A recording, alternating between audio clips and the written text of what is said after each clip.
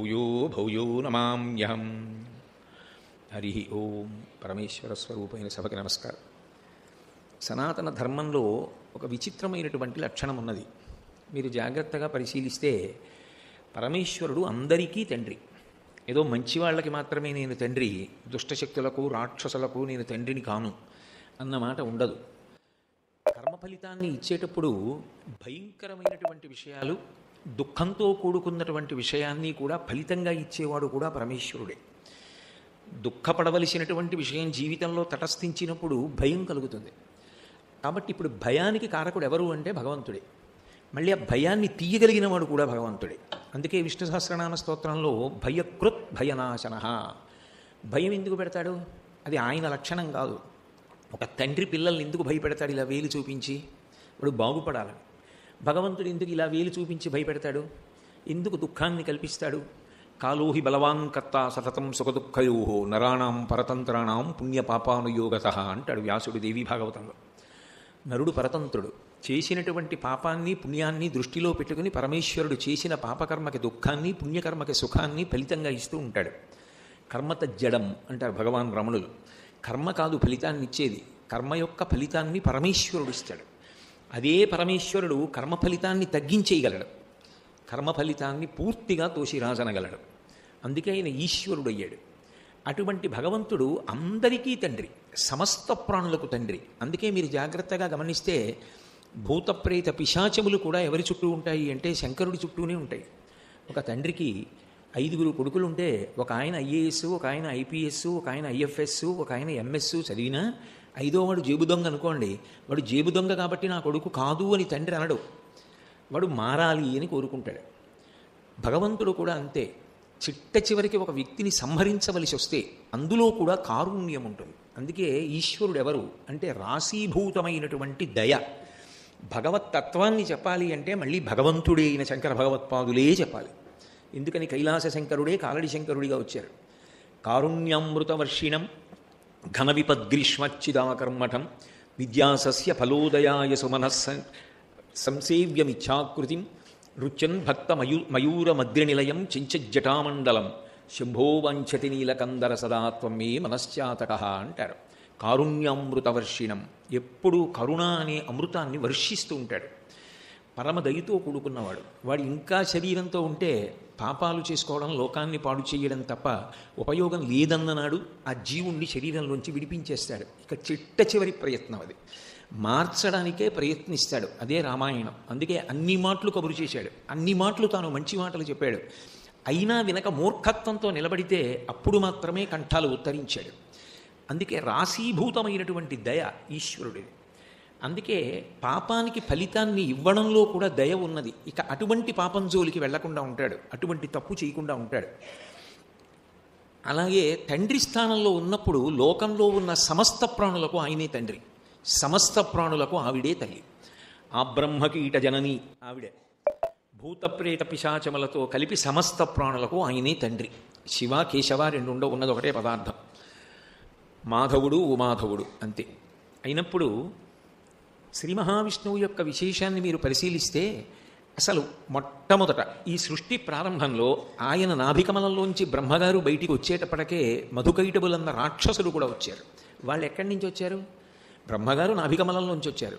మధుకైటబులు శ్రీ మహావిష్ణువు నిద్రపోతున్నప్పుడు ఆయన చెవిలోంచి ఊరినటువంటి మలంలోంచి పుట్టారు. అంటే రాక్షసులైనా ఆయనలోంచే రావాలి, సృష్టికర్త అయిన చతుర్ముఖ బ్రహ్మగారైనా ఆయనలోంచే రావాలి. కాబట్టి అన్ని ప్రాణులకు ఆయనే తండ్రి, అందులో సందేహం ఏమి ఉండదు. కానీ అలా తండ్రి అయి ఉండి అందరినీ ఉద్ధరించడానికి ఆయన ప్రయత్నిస్తూ ఉంటాడు. అందుకే శ్మశానవాసి చిట్ట చివరికి ఆ భూత ప్రేతాల్ని కూడా తన చుట్టూ ఉంచుకుని అలరిస్తూ ఉంటాడు, వాటిని కూడా అనుగ్రహిస్తూ ఉంటాడు. అంతటి దయామూర్తి. తల్లి తండ్రి అని నేను అన్నప్పుడు భార్యాభర్తలు అని కదా గుర్తు. మా అమ్మగారు మా నాన్నగారు అని నేను అన్నాను అనుకోండి, మా అమ్మగారు మా నాన్నగారు దంపతులు, వాళ్ళ సంతానం మేము. మా నాన్నగారికి మా అమ్మ ఆయన యొక్క తృతీయ పురుషార్థమును తీర్చగలిగినటువంటిది, ఆయన యొక్క కామము ధర్మము చేత ముడిపడడానికి ఆమె కారణము. మాకు ఆమె తల్లి. పార్వతీ పరమేశ్వరుల విషయంలో కూడా అదే అన్వయం. అందుకే ఆమె శివకామ సుందరి. శివుని యొక్క కామము ఆయమ ఎందు ఉంటుంది. అందుకని ఇన్ని ప్రాణులు పుట్టే, అందుకు వాళ్ళు తల్లిదండ్రులు అయ్యారు.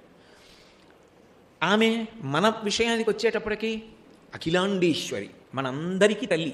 మా అమ్మ మా అందరికీ తల్లి, మా నాన్నగారికి పత్ని. అలాగే లోకాలకన్నిటికీ తల్లి పార్వతీదేవి, లోకాలకన్నిటికీ తండ్రి పరమేశ్వరుడు. ఇప్పుడు పురాణం వినడం వేరు, శాస్త్రాన్ని తెలుసుకోవడం వేరు. మీరు ఆదర్శంగా తీసుకుని జీవితాన్ని దిద్దుకోవలసి వస్తే ఎవరిని తీసుకోవాలి? భగవంతుణ్ణే తీసుకోవాలి. అన్నిటికీ ఆయనే కర్త అయినప్పుడు మీకు ఆదర్శం కూడా ఎవరవుతారు? ఆయనే అవుతాడు. మీరు ఆ కోణంలో ఆలోచించే ప్రయత్నం చెయ్యండి. మీకు జీవితంలో వైక్లభ్యాల్ని తట్టుకోవడానికి, మీ జీవితాన్ని మీరు పండించుకోవడానికి భగవంతుడి కన్నా ఆదర్శమూర్తి వేరొకరు ఉండరు. భగవంతుడంటే అన్ని వేళలా రెండు చేతులు ఎత్తి ఇలా నమస్కారం చేయడానికి ఒక్కదానికి పనికొచ్చేటటువంటి స్థాయికి మాత్రమే పరిమితం చెయ్యకూడదు. స్వాతంత్ర్యము అని ఒక మాట, కొంచెం ముందుకు వెళ్ళగలగాలి. త్యాగరాజస్వామి కీర్తనలు చేస్తూ స్వాతంత్ర్యంతో ఒక మాట అన్నారు రాముడితో. రామ, ఒక్క సీతమ్మే పెట్టాలా? నా చేతి అన్నం తినవా? మా ఆవిడ వండినట్టు లేదు అని పోని తినకపోవచ్చు. నీ భార్య చేతి వంటకి నువ్వు అలవాటు పడితే అది తప్పేం కాదు. ఏదో నోటి మాట కంటాను కానీ అది చేసినట్టు ఎవరు చేస్తారు అంటే తప్పేం కాదు. కానీ పైకి అనకూడదు, లోపల అనుకోవాలి. అది ఎదుటివారిని చిన్నబుచ్చకూడదు. అమ్మా అన్నపూర్ణమలా వండి పెట్టారమ్మా అనాలంతే. లోపల దాని సాటే అనుకోవాలి, బలవంతంగా కాదు, నిజంగా. కాబట్టి లోకంలో వాళ్ళిద్దరి యొక్క దాంపత్యం కూడా అలాగే ఉంటుంది. లేనినాడు మీకు ఎవరు ఆదర్శం? ఎలా జీవితాన్ని పండించుకుంటారు? మీకు ఏదో ఒక ఆదర్శం ఉండాలి కదా. వీళ్ళల్లా బ్రతకాలన్న ఆదర్శం ఒకటి ఉండాలి కదా. అది తల్లి తండ్రి దగ్గరే కదా మొట్టమొదట పిల్లవాడు చూసేది. ఓ, దాంపత్యం అంటే ఇలా ఉంటుంది, ఇంత ప్రేమగా ఉంటారు. మా అమ్మ మీద నాన్నగారికి అంత ప్రేమ, మా నాన్నగారి అంటే మా అమ్మకు అంత భక్తి. అమ్మ దగ్గరికి వెళ్ళి నాన్నగారి మీద, నాన్నగారి దగ్గరికి వెళ్ళి అమ్మ మీద చెప్పడమే తొందరగా అమ్మకు కోపం వచ్చేది. మా నాన్నగారిని చిన్నబుచ్చి మాట్లాడితే, మా నాన్నగారు రుద్రుడయ్యేది మా అమ్మని తక్కువ చేసి మాట్లాడితే అన్న భావన కలిగితే కదా. ఆ దాంపత్య సిద్ధి కూడా పార్వతీ పరమేశ్వరుల ఎందే అన్వయం. అందుకే పెళ్లి కొడుకుని చెయ్యగానే వరుడిలోకి పరమేశ్వరుడి యొక్క కళ ప్రవేశిస్తుంది అని తోట పెళ్లి కొడుకుని పక్కన ఉంచుతారు. కనురాపు తగలకూడదు, ఉగ్రభూతములు చెనకకుండా ఉంటాయి. అలాగే తోట పెళ్లి కూతురని పక్కన పెళ్లి కూతురిని, తోట పెళ్లి కూతురుని ఉంచుతారు. ఆమెకి కూడా అటువంటి ఆపద రాకుండా ఉండడం కోసమని. ఆమె గౌరీ పూజ చేసి పీటల మీదకి వస్తుంది. పార్వతీ పరమేశ్వరులే గృహస్థాశ్రమమునకు కూడా యథార్థమునకు ఆదర్శం. మీరు ఒక కోణంలో పరిశీలనం చేస్తే వాళ్ళు ఆది దంపతులు, వాళ్ళకన్నా ప్రేమైకమూర్తులు, వాళ్ళకన్నా గొప్పగా ఒకరి యందు ఒకరు మనసున్నవారు ఎవరు ఉంటారు? నిజానికి రెండుగా కనపడే ఒక్కటైపోయిన వారు ఎవరైనా ఉంటే పార్వతీ పరమేశ్వరులే. రెండుగా ఉంటారు, కానీ వామార్ధ భాగాన్ని పార్వతీదేవికి ఇచ్చేశాడు. అంటే దాని అర్థం ఏమిటి? నిజానికి భర్త కనపడ్డాడు అంటే వాళ్ళ ఆవిడ రాలేదు అన్నమాట అన్వయం కాదు. ఎందుకని అంటే భార్య ఆత్మ సమస్సక అన్నాడు వశిష్ఠుడు రామాయణంలో. భార్య ఆత్మతో సమానమైనటువంటి సఖి. నా ఆత్మ నాయందే ఉన్నట్టు నా భార్య ఎప్పుడూ నాతో ఉంటుందంతే. నా ఎడమ భుజానికి తగులుతున్న ఉత్తరీయంలో, నా హృదయంలో సర్వకాలముల యందు నా ధర్మపత్ని నాతో ఉన్నట్టే.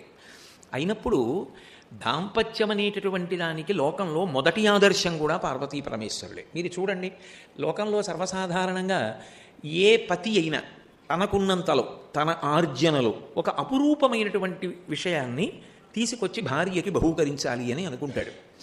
సకలైశ్వర్య ప్రదాత, లోకమునకంతటికీ ఐశ్వర్యమును ఇవ్వగలిగినవాడు, నవనిధులకు అధిపతి అయినటువంటి కుబేరుడు కూడా అటువంటి పదవిని పొందడానికి కారణమైనవాడు. ఎవరు ఎప్పుడూ శివానుగ్రహంతో ఇంతటి వాడినయ్యానని శివుని మ్రోల రెండు చేతులు కైమోర్చి నిలబడి ఉంటాడో అటువంటి కుబేరుడికి కూడా ఐశ్వర్యప్రదాత అయినటువంటి పరమేశ్వరుడు ఏ అపరూపమైన వస్తువుని తీసుకొచ్చి పార్వతీదేవికి బహుమానంగా ఇస్తే మాత్రం మీ స్థాయిలో ఇది చాలా గొప్పది అనడానికి అవకాశం ఉంటుంది. ఎలా ఇస్తారు బహుమానం అంటే, నిజానికి ఒక పత్ని కోరుకునే గొప్ప బహుమానం ఇది అంటే ధర్మాన్ని తప్పి తెచ్చింది కాదు ఆవిడికి సంతోషం. ఆవిడికి సంతోషం ఎప్పుడు అంటే భర్త ధర్మం తప్పకుండా కష్టపడి చెమటోడ్చి సంపాదించిన సంపాదనలో తెచ్చిన ఏ వస్తువుకైనా భార్య పరమ సంతోషపడిపోతుంది. ఇందులో మా ఆయన కష్టం ఉంది, ఆయన ఆర్జన ఉంది తప్ప మరొకరితో పోల్చి దానికి ఇది విలువ కాదన్న మాట అనదు. మీరు అందుకే పార్వతీ పరమేశ్వరుల దాంపత్యాన్ని పరిశీలిస్తే శంకరుడు పార్వతీదేవికి ఇచ్చినటువంటి అపూర్వమైనటువంటి కానుక ఏమిటో తెలుసా? ఆవిడంతటా ఆవిడ మహారాజ్ఞి, సింహాసనేశ్వరి, ఆవిడికేం లోటు. కానీ ఆవిడ ఎప్పుడూ వేసుకునే ఒక భూషణం ఉన్నది. అందుకే మీరు శంకరాచార్యుల వారి వాంగ్మయం చదివితే ఇది లేకుండా ఆయన స్తోత్రం చేయరు అమ్మవారిని. ఏ భూషణం అది అంటే ఆయన ముత్యాలు తీసుకెళ్ళి ఓ దారానికి గుచ్చి ఆవిడ మెడలో వేశాడు.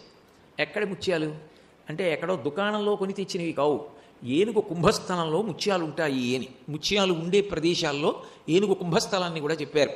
మహాభారతంలో కూడా భీముడు ఆ ఏనుగు యొక్క కుంభస్థలాన్ని ఛేదించినప్పుడు ఆ మాంసాన్ని పైకి పీకి చిందరవందర చేస్తే సింహం ఎలా పీకుతుందో, ఎలా ముత్యాలు చల్లేస్తుందో అలా గజ సంహారం చేశాడు కురుక్షేత్రంలో అని.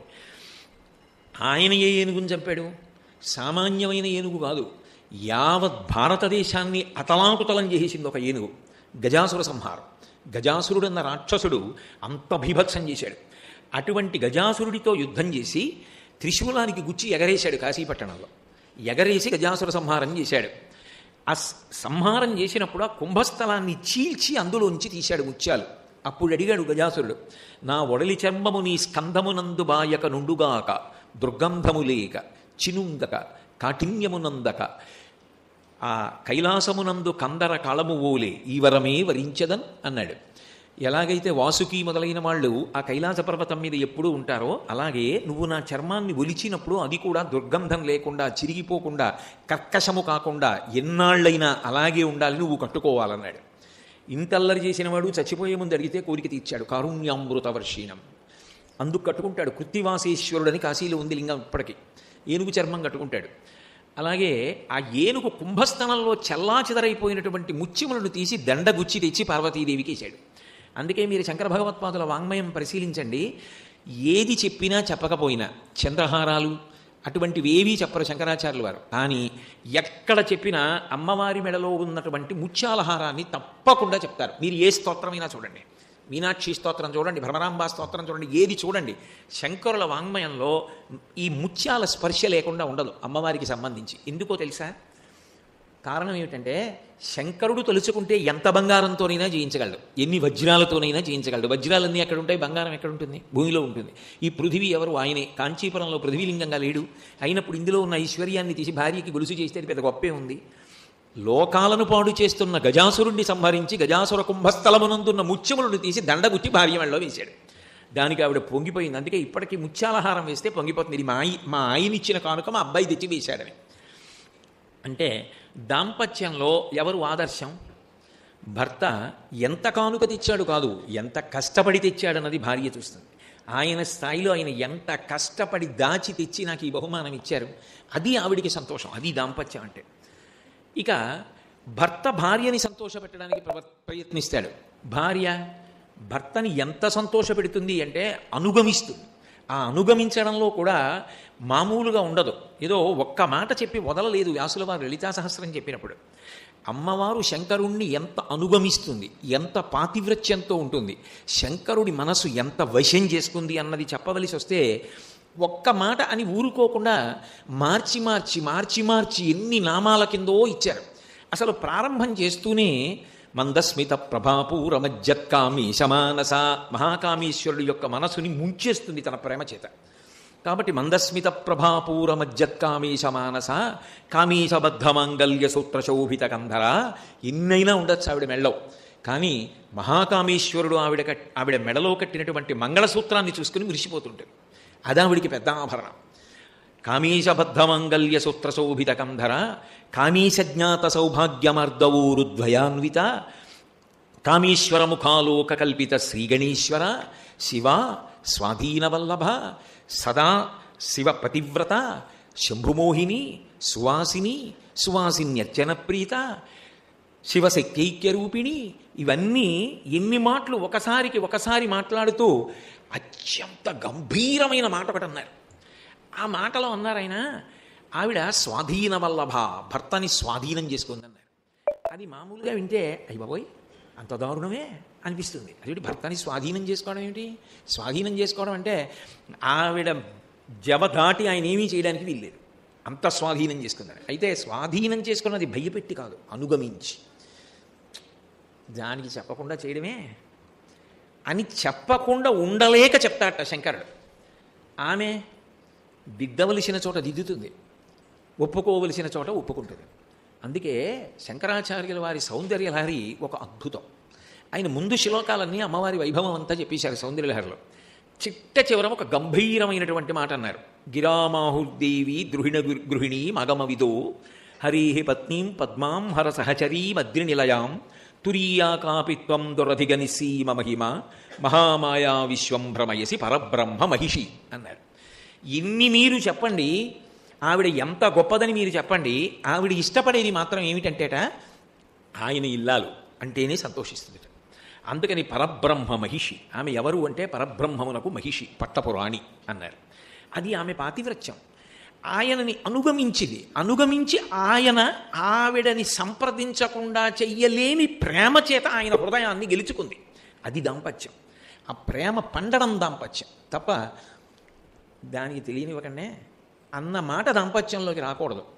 ఆయనకి చెప్పకండే ఈ 11 రూపాయలు ఇచ్చినట్టు అన్న మాట ఆమె నోటి వెంట రాకూడదు.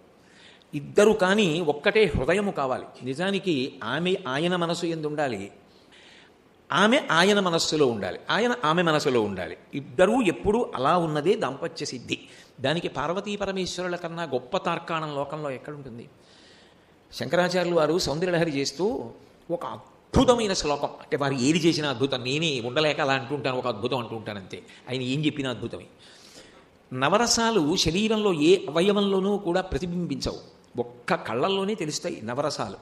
ఏదో అద్భుత రసం ఉందనుకోండి చేతిలో ఎలా తెలుస్తుంది, శృంగార రసం ఉందనుకోండి చేతిలో ఎలా తెలుస్తుంది, హాస్యరసం ఉందనుకోండి చేతిలో ఎలా తెలుస్తుంది. కానీ 9 రసాలు కళ్ళల్లో కనపడతాయి.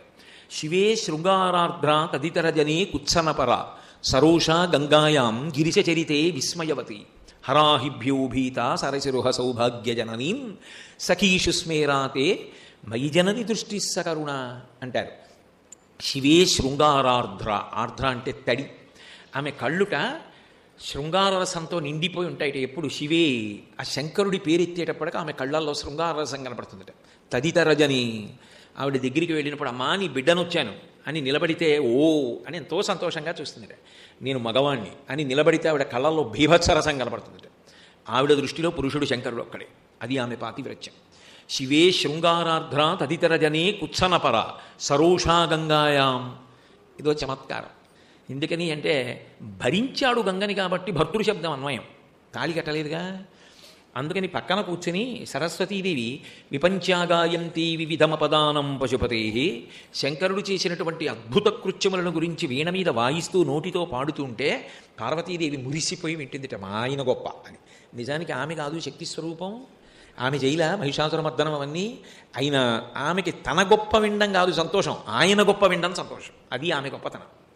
ఆయన గురించి వింటే ఆనందిస్తుంది. అందుకే శంకరులంతటి వారు సౌందర్యలహరి మొదలు పెడితే శివశబ్దంతో మొదలుపెట్టారు. శివశక్త్యాయుక్తో యది భవతి శక్త ప్రభవితుం అంటారు. అయినప్పుడు ఈవిడ ఎంతో సంతోషంగా సరస్వతీదేవి పాడుతుంటే పార్వతీదేవి మురిసిపోయి ఓసారి ఇలా వాళ్ళ ఆయన వంక చూసుకుంటుంటే పైనుంచి గంగమ్మ చూసిందిట. ఏమేయో మా ఆయన కాబట్టి నేను సంతోషిస్తున్నాను, ఏమిటి నువ్వు చూస్తున్నావు సంతోషంగా అని ఇలా చూసినప్పుడు కన్ను ఎర్రబడుతుంది ఆవిడికి. ఏదైనా ఒప్పుకుంటుంది కానీ ఆయన విషయంలో ఇంకో భావం ఉంటే ఇంకో స్త్రీకి ఒప్పుకుంటుందా? అందుకని సరోషా గంగాయాం గిరిశచరితే విస్మయవతి. ఏమిటో తెలియనట్టు, అది తాను చెయ్యలేనట్టు. నిజానికి వాళ్ళిద్దరు కలిసే చేస్తారు ఏదైనా. కానీ గిరిశచరితే, శంకరుడు చేసిన గజాసుర సంహారం, మన్మధుణ్ణి దహనం చేయడం, యమధర్మరాజు గారిని తన్నడం, పాలసముద్రాన్ని సృష్టించడం, త్రిపురాసుర సంహారం, ఇవన్నీ వింటుంటేట అని విచిత్రంగా అద్భుత రసం కళ్ళల్లో కనపడుతుందట. విస్మయవతి హరాహిభ్యోభీత. అది శంకరాచార్యుల వారి యొక్క కవిత్వ ప్రజ్ఞ.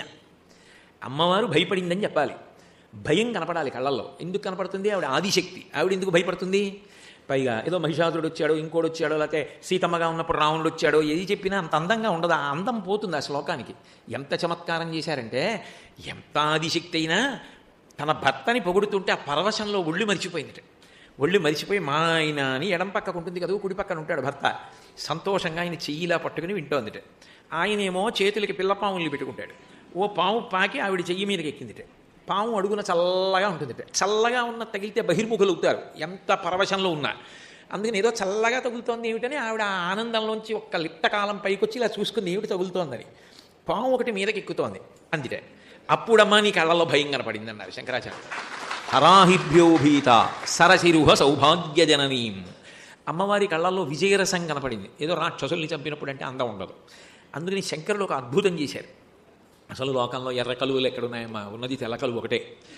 తెల్ల కలువ అమ్మవారి కళ్ళతో పోలుస్తారు కదా, మనం ఓసారి అమ్మవారి కళ్ళు చూసొద్దామని వచ్చింది. పొద్దున్న పుట్టి రాత్రి ముడుచుకుపోయేటటువంటి నీకు నా కంటికి ఒక పోలిక అని అమ్మవారు ఇలా చూసిందిట. చూసేటప్పటికి సిగ్గుపడిపోయింది. ఆవిడ కంటి సౌందర్యం ఎక్కడా, నేనెక్కడా అని. ఆవిడ కళ్ళ ముందు ఓడిపోయినప్పుడు ఆవిడ ఏమిటో అని చూసినప్పుడు ఆ ఎరుపు రంగు దాంట్లోకి వెళ్ళి ఎర్రకలుగులు అయ్యేటి. అప్పుడు అమ్మ నీ కళ్ళల్లో విజయరసం కనపడింది అన్నారు. సరసిరుహ సౌభాగ్య జననీం సఖీషు స్మేరాతే. అమ్మవారి చెలికెత్తెలతో హాస్యరసాన్ని పండిస్తుంది. ఎంతటి వాడికైనా ఓ నవ్వు, ఓ హాస్యం, ఓ సంతోషం ఉండాలి జీవితంలో. అంతేకాని అసలు జన్మాంతరంలో ఆయన నవ్వడం చూడలేదండి అనిపించుకోకూడదు. అంత మూతి బిగించుకుని ఉండకూడదు మనిషి. ఓ మృదువైన హాస్యం ఉండాలి, ఓ నవ్వాలి, ఓ సంతోషించాలి. పరమేశ్వరుడు నవ్వడం అనేటటువంటిది ఒక్క మనుష్యుడికే ఇచ్చాడు. 84 లక్షల జీవరాశులలో ఏ ప్రాణికి ఇవ్వలేదు. అంత గొప్ప వరం ఆయన ఇస్తే నేను ఒక్కనాడు వాడుకోనని ఎప్పుడూ ఆ 2 పెరివిలు బిగించేసుకొని ఎప్పుడు మాట్లాడినా ఉద్వేగం, ఉద్రేకం, గాంభీర్యం తప్ప అసలు చిన్న నవ్వే లేకపోతే ఇంకెలా?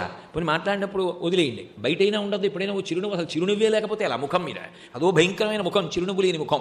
కాబట్టి సఖీషు స్మేరాతే, అలాగని అక్కర్లేని చోట్ల నవ్వకూడదు. ఆమె చెలికెత్తెలితో హాస్యం ఆడినప్పుడు చిన్న నవ్వు నవ్వుతూ ఉంటుంది. అప్పుడు హాస్యరసం కనపడింది కళ్ళల్లో. ఈలోగా అమ్మ శంకరాచార్యులు వారు వచ్చారన్నారు. మయి జనని, మా అమ్మ, నేను ఆ శ్లోకం చెప్తే నాకమ్మ. మయి జనని దృష్టిస్స కరుణ వచ్చారనేటప్పటికీ రమను అన్నప్పుడు కళ్ళల్లో ప్రేమరసం కనపడిందిట. 8 రసాలు చెప్పారు, బాగానే ఉంది, కానీ మరి శాంతరసం ఏదన్నారు. అంటే శంకర్లు అన్నారు, నీ చెప్పను, ఎందుకంటే మా అమ్మ లక్షణమే శాంతం, ఇంకా కొత్తగా చెప్పడం ఏమిటన్నారు. శాంతం లేని చోట ఈ రసాలు ఎక్కడి నుంచి వస్తాయి? ఇప్పుడు ఆమెకి భర్త పట్ల ఎంత ప్రేమయో చెప్పడానికి ఈ ఒక్క శ్లోకం చాలదా? ఎంత ప్రేమ కలిగినటువంటిది ఆ అమ్మవారు. ఆమె పతి యందు పొందినటువంటి భక్తి అంత గొప్ప భక్తి, అంత గొప్ప ప్రేమ. అటువంటి పార్వతీ పరమేశ్వరులకు మనం బిడ్డలం. మనం ఎంత అదృష్టవంతులం. ఇంట్లో ఎప్పుడూ అమ్మా నాన్న దెబ్బలాడుకోను, కొట్టుకోను, ఒకళ్ళనొకళ్ళు నిందించుకోను, నువ్వెంత అంటూ ఉండడం, మీకేం తెలియదు అంటే నీకేం తెలియదు అంటూ ఉండడం. ఆ ఇంట్లో పిల్లలకి మాత్రం ఏం మనశ్శాంతి ఉంటుంది. కానీ అంత ప్రేమతో ఉండేటటువంటి తల్లిదండ్రులకి పుట్టినటువంటి బిడ్డలు ఎంత సంస్కారాన్ని పొందుతారు. ఇటువంటి తల్లిదండ్రులు మాకని అలా ప్రవర్తించకపోవడం ఎంత దోషం. నేనంటాను, మగవాడవడం పెళ్లి చేసుకోవడానికి అర్హత కాదు. స్త్రీ అవడం, వధువుగా పెళ్లి కుమార్తె పెళ్లి చేసుకోవడానికి అర్హత కాదు. అసలు భర్తగా తన కర్తవ్యం ఏమిటో తెలుసుకుని పెళ్లి చేసుకోవడం పెళ్లి కొడుకు కావడానికి అర్హత. తాను భార్యగా ఏ కర్తవ్యాన్ని నిర్వర్తించాలో తెలుసుకుని భార్య కావడం పెళ్లి కుమార్తెగా కూర్చోవడానికి అర్హత. అప్పుడే దాంపత్యాలు పండుతాయి. అసలు నేనేం చెయ్యాలన్న దాని మీద నాకు అవగాహన లేకుండా నేను చేసినది ఎప్పుడూ పండదు. నేను చెయ్యవలసిన దాని మీద నాకు ఒక అవగాహన ఉండాలి. భర్త కావడానికి ముందు భర్తృత్వం మీద అవగాహన ఉండాలి. భార్య కావడానికి ముందు భార్య గొప్పతనం మీద అవగాహన ఉండాలి. అప్పుడు దాంపత్యాలు పండుతాయి. ఆ అవగాహన కలగడానికి శిక్షణా తరగతులు అక్కర్లేదు. పార్వతీ పరమేశ్వరులతో పరిశీలిస్తే చాలు. ఇంత శంకరుడు ఎంత ప్రేమ ఆయనకి. పార్వతీదేవి అంటే ప్రాణ సమానురాలు కింద చూస్తాడు. శ్రీనాథుడు ఓ మాట అంటాడు, గౌరీ యొక్కతే ఆకాశ గంగ యొక్కతే, కాశీ యొక్కతే దక్షిణ కాశీ యొక్కతే, నలుగురును శంభునకు లోకనాయకునకు రాణివాసంబులనురాగరసము పీర్మి. అనురాగరసం, ఇంకా ప్రేమ హద్దులేని ప్రేమట. ఎవరి ఎందు అన్వయం అంటే గౌరీదేవి అంటే. గౌరీదేవి అంటే ఆయనకి అంత ఇష్టంట తన భార్య అంటే. అంతకన్నా ప్రియమైనది లోకంలో లేదు. ఆయన నిజానికి ఏదైనా సంతోషం పొందాలి అంటే ఆమె పక్కన ఉంటేనే ఆ సంతోషానికి పూర్ణత్వం.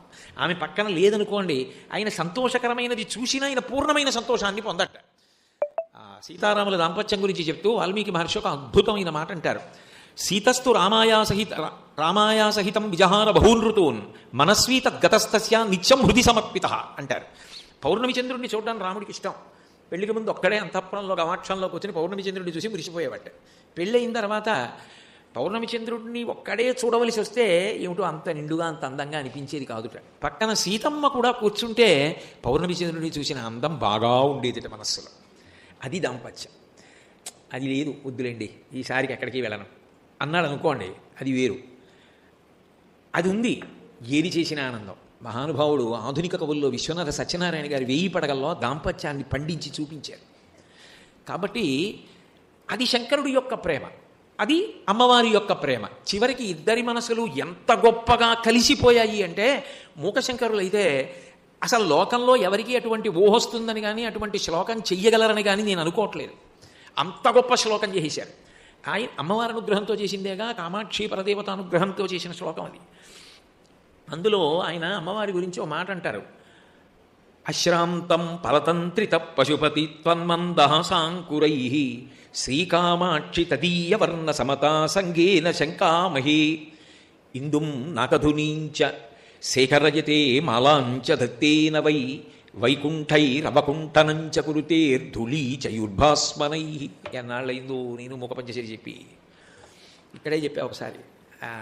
కాబట్టి అందులో మూకశంకరులు అంటారు, అమ్మా ఓ కామాక్షి, నువ్వు ఆయన పక్కన కూర్చుని ఒకసారి సభలోనో ఎక్కడో అంతఃపురంలోనో ఓసారి శంకరుడి వంక చూసి చిన్న చిరునవ్వు నవ్వింది. ఇంకా అదే పనిగా ఆవిడ కూర్చుంటుందా?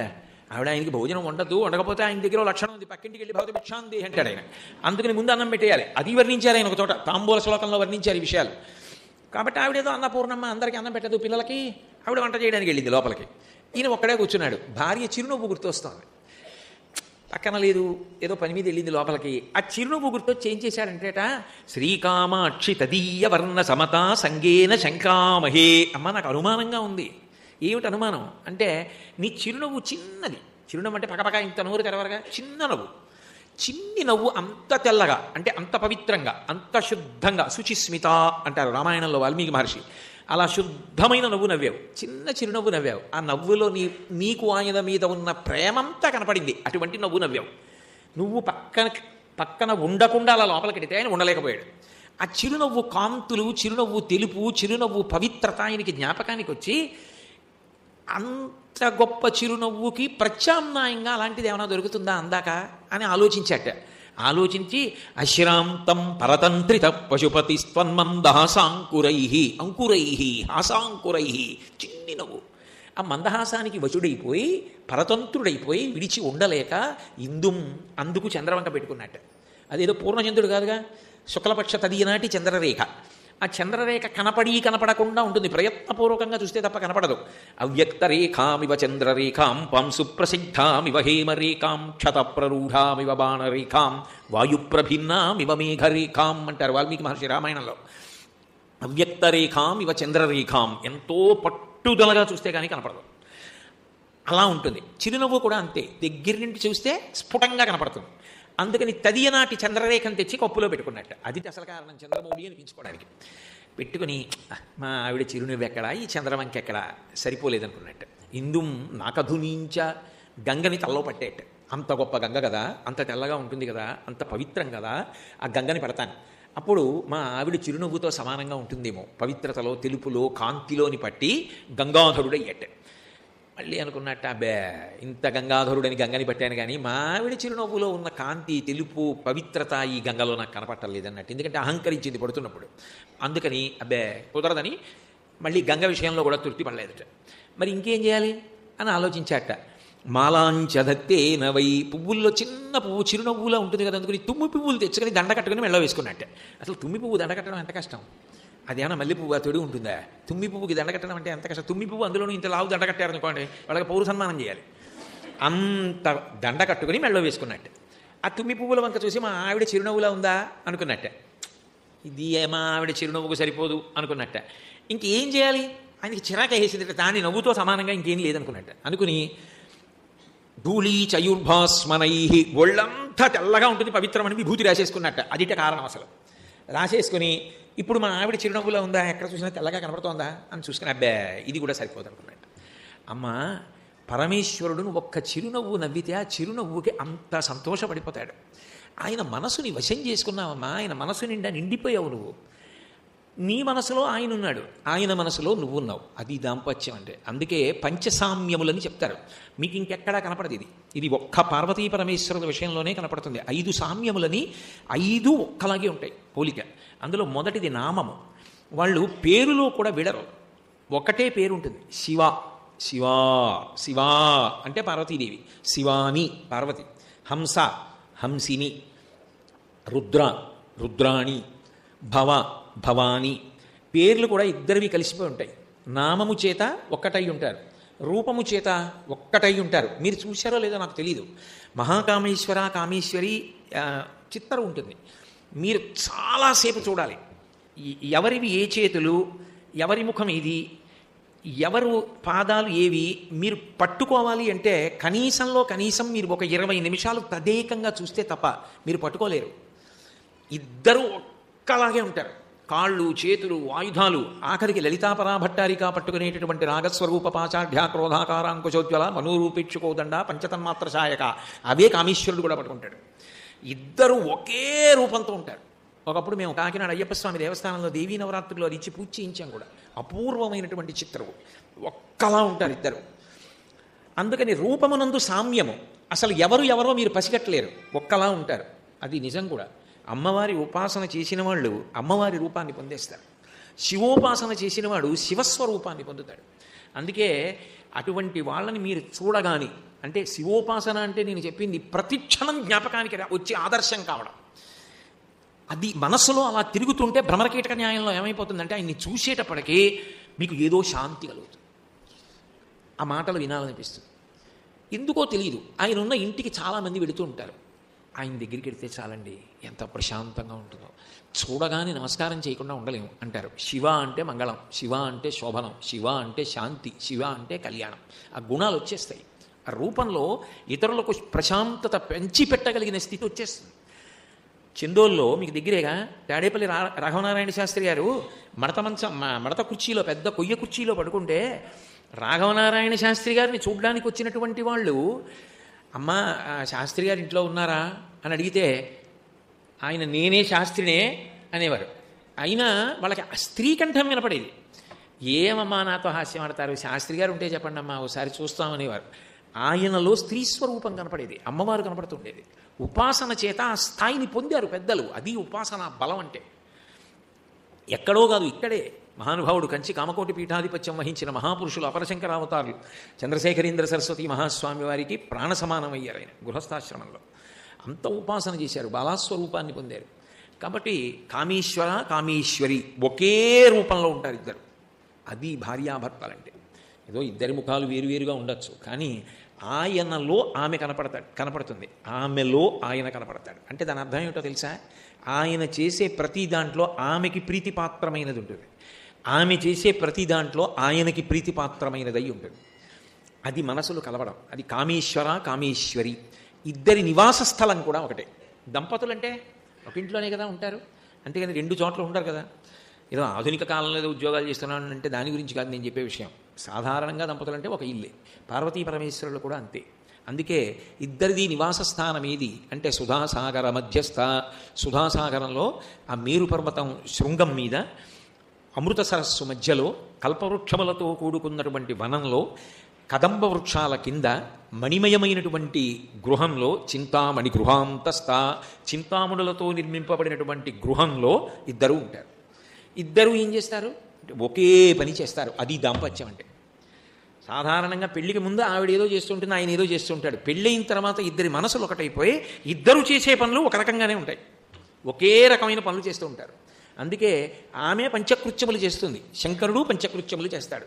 సృష్టి, స్థితి, లయ, తిరోధానము, అనుగ్రహము. సృష్టి, స్థితి, లయ మీ అందరికీ తెలుసు.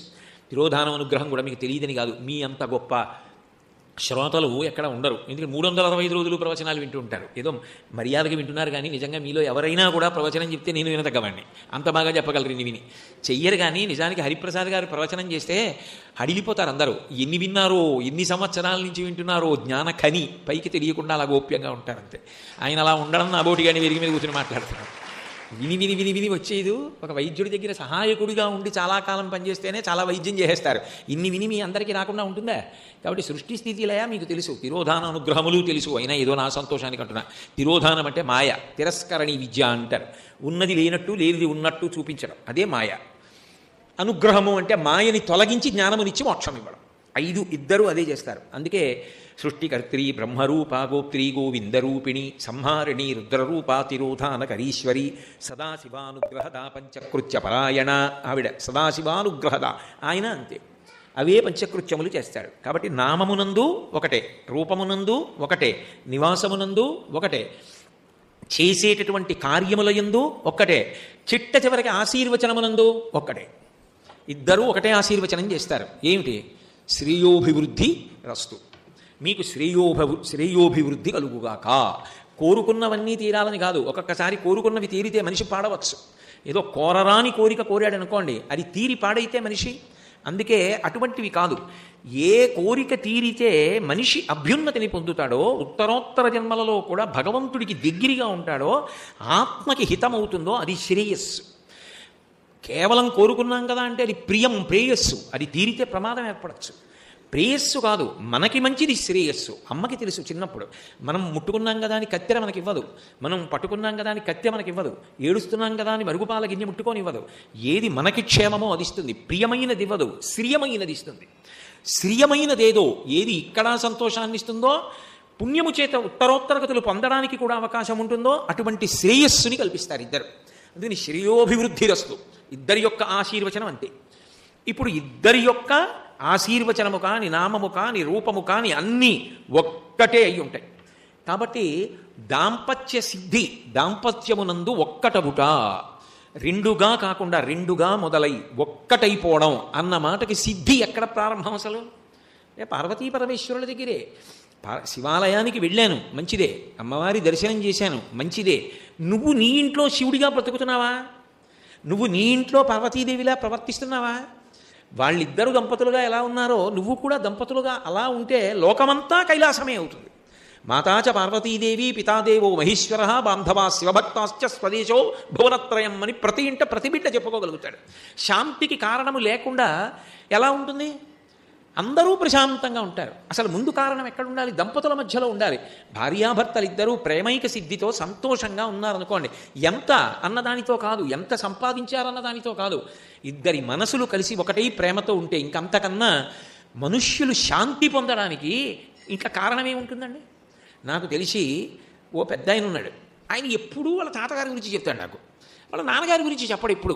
నేను ఒకసారి అడిగా, ఏమయ్యా నువ్వు ఎప్పుడు చెప్పినా మీ తాతగారి గురించి చెప్తావు, మీ ఇంట్లో చిత్తరువులు కూడా ఎదురుకుండా మీ తాతగారిది నాయనమ్మది పెట్టుకున్నావు, మీ అమ్మగారిది నాన్నగారిది చిన్నం ఎక్కడో పెట్టావు, ఎందుకయ్యా మీ తాతగారు అంటే అంత ఇష్టం అన్నాను. అంటే ఆయన అన్నాడు, మా నాన్నగారు పరమ పూజనీయులు, చాలా గొప్పవారు, అందులో సందేహం లేదు, కానీ నా మీద మా తాతగారి ప్రభావం, మా నాయనమ్మ ప్రభావం బాగా ఎక్కువ, పుట్టుక నుంచి చచ్చిపోవు అన్నాడు. నేను ఆశ్చర్యపోయా, అదేమిటది? చచ్చిపోవడంలో కూడా ఆదర్శం ఏమిటా బాబు, ఇది విచిత్రంగా ఉంది అంటే ఆయన ఓ మాట అన్నాడు నాతోటి. మా తాతగారు మా నాయనమ్మ గారు ఇద్దరు సుదీర్ఘ దాంపత్యం, ఇంచుమించుగా వాళ్ళు 50 సంవత్సరాల పైచిలుకు దాంపత్యం ఇద్దరిది. ఇద్దరూ పెద్దవాళ్ళు అయిపోయారు, అయినా ఇద్దరు ఎవరి పనులు వాళ్ళు చేసుకుంటూ ఉండేవారు. ఒకసారి రేపు వరలక్ష్మీ వ్రతం అనగా మా నాయనమ్మ గారు కుర్చీలో కూర్చొని మా అమ్మగారితోటి వాళ్ళతోటి ఇది ఇలా చెయ్యాలి, అది అలా చెయ్యాలని అన్నీ చెప్తున్నారు. చెప్తూ చెప్పడం ఆపేశారు. ఆపేస్తే దగ్గరికి వెళ్ళి ఏమిటి నాయనమ్మ చెప్పడం ఆపేసింది అకస్మాత్తుగా చూసాం. మా నాయనమ్మ అలాగే ఒరిగిపోయింది వెనక్కి. ఆవిడ వెళ్ళిపోయిందంటే ప్రాణం వదిలేసింది. ఇది పరిగెత్తుకుంటూ ముందు గదిలోకి వెళ్ళి మా తాతగారికి చెప్పాం. మా తాతగారు పెద్దవారు అయిపోయారు అప్పటికి, కానీ ఆరోగ్యంగా తిరుగుతూ ఉండేవారు, అందరికీ మంచి విషయాలు చెప్తుండేవారు. మా తాతగారికి వెళ్ళి చెప్పాం. తాతగారు నాయనమ్మ మాట్లాడటం లేదు, మాట్లాడుతూ ఆపేసింది అన్నాం. ఓసారి వెళ్ళి కదిపి చూడండి రా అన్నారు. మేము వెళ్ళి కదిపి చూసాం. కదిపి చూసి తాతగారు నాయనమ్మ చనిపోయిందన్నాం. వెళ్ళిపోయిందిరా అన్నారు, అంతే, ఏమనలేదు. వెళ్ళిపోయిందిరా అన్నారు. ఏదో దానికి సంబంధించిన అంచేష్టి కార్యక్రమాలు అయిపోయిన తర్వాత పెద్ద ఆయన కదా అన్నం పెట్టారు. తిననమ్మా ఇంక అన్నం. ఆ గాజుల చేత్తో తిన్నా. అన్నం తింటే ఇంకొంచెం పప్పే అనాలి, ఇంకొంచెం కూర అనాలి. ఈ శరీరం 50 సంవత్సరముల పైచిలుకు ఆ చేతి వడ్డన తింది, ఇంకొక చేతి వడ్డన తినలేనమ్మా, ఇక అన్నం తినను అని పండు ముక్కలు ఆయనే కోసుకుని తినేవారు అంతే. 3 నెలలో ఎంతో ఉన్నారు, ఆయన కూడా వెళ్ళిపోయారు. మా నాయనమ్మ పక్కనే ఆయన్ని సమాధి చేశాం. వాళ్ళిద్దరి దాంపత్యం అటువంటిది. మా నాయనమ్మ పెరట్లో మాట్లాడితే మా తాతగారు వీధిలో కూర్చొని చెప్పారు, ఒరేయ్ మీ నాన్నమ్మ ఎందుకు దెబ్బలాడుతున్నట్టుంది వెళ్ళి చెప్పు అనేవారు. అదంతే, అందుకే ఒరేయ్ మీ తాతగారికి చెప్పు ఇది ఇమ్మని అంటే అదంతే. మా తాతగారి కోరిక సమయానికి అంతే. నాకు అందుకే మా తాత నాన్నమ్మ ఆదర్శం అండి. బతకడంలో చావడంలో కూడా వాళ్ళది దాంపత్యం అన్నాడు. ఎంత పెద్ద మాట, ఎంత గొప్ప మాట. అది దాంపత్యం అంటే, అది పండాలి ప్రతి ఇంట. దానికి ఇక పార్వతీ పరమేశ్వరుల కన్నా ఆదర్శం ఏమిటి లోకంలో? వాళ్ళిద్దరే ఆదర్శం నా దృష్టిలో. వ్యక్తిగతంగా శివోపాసన అన్న మాటకు అర్థం ఏమిటంటే, మీరు ఏది చేసినా పార్వతీ పరమేశ్వరులు మీకు జ్ఞాపకానికి రావాలి. ఒక్క నమస్కారం పెట్టడానికండి అంటే పరిమితి అని నేను అనుకుంటాను. అన్నిటా వాళ్ళు ఆదర్శం కావాలి. అలా బ్రతికినప్పుడు కదా వాళ్ళు సంతోషిస్తారు. చూడు, మన కథ విని మనలాగే బ్రతుకుతున్నాడు, మనలా ఉంటున్నాడు. ఇంకా అంతకన్నా ఆయన అయిపోవడానికి కారణం ఏముంటుంది? ఉపాసన అన్న మాట కదా. ఎంతసేపు పూజా మందిరంలో కూర్చుంటావు, ఎంతసేపు మంత్రం చెప్తావు? ఆయనలా బ్రతుకు లోకం కోసం, ఆయనలా బ్రతుకు దాంపత్యంలో, ఆయనలా బ్రతుకు శిష్యుడిగా, ఆయనలా బ్రతుకు గురువుగా.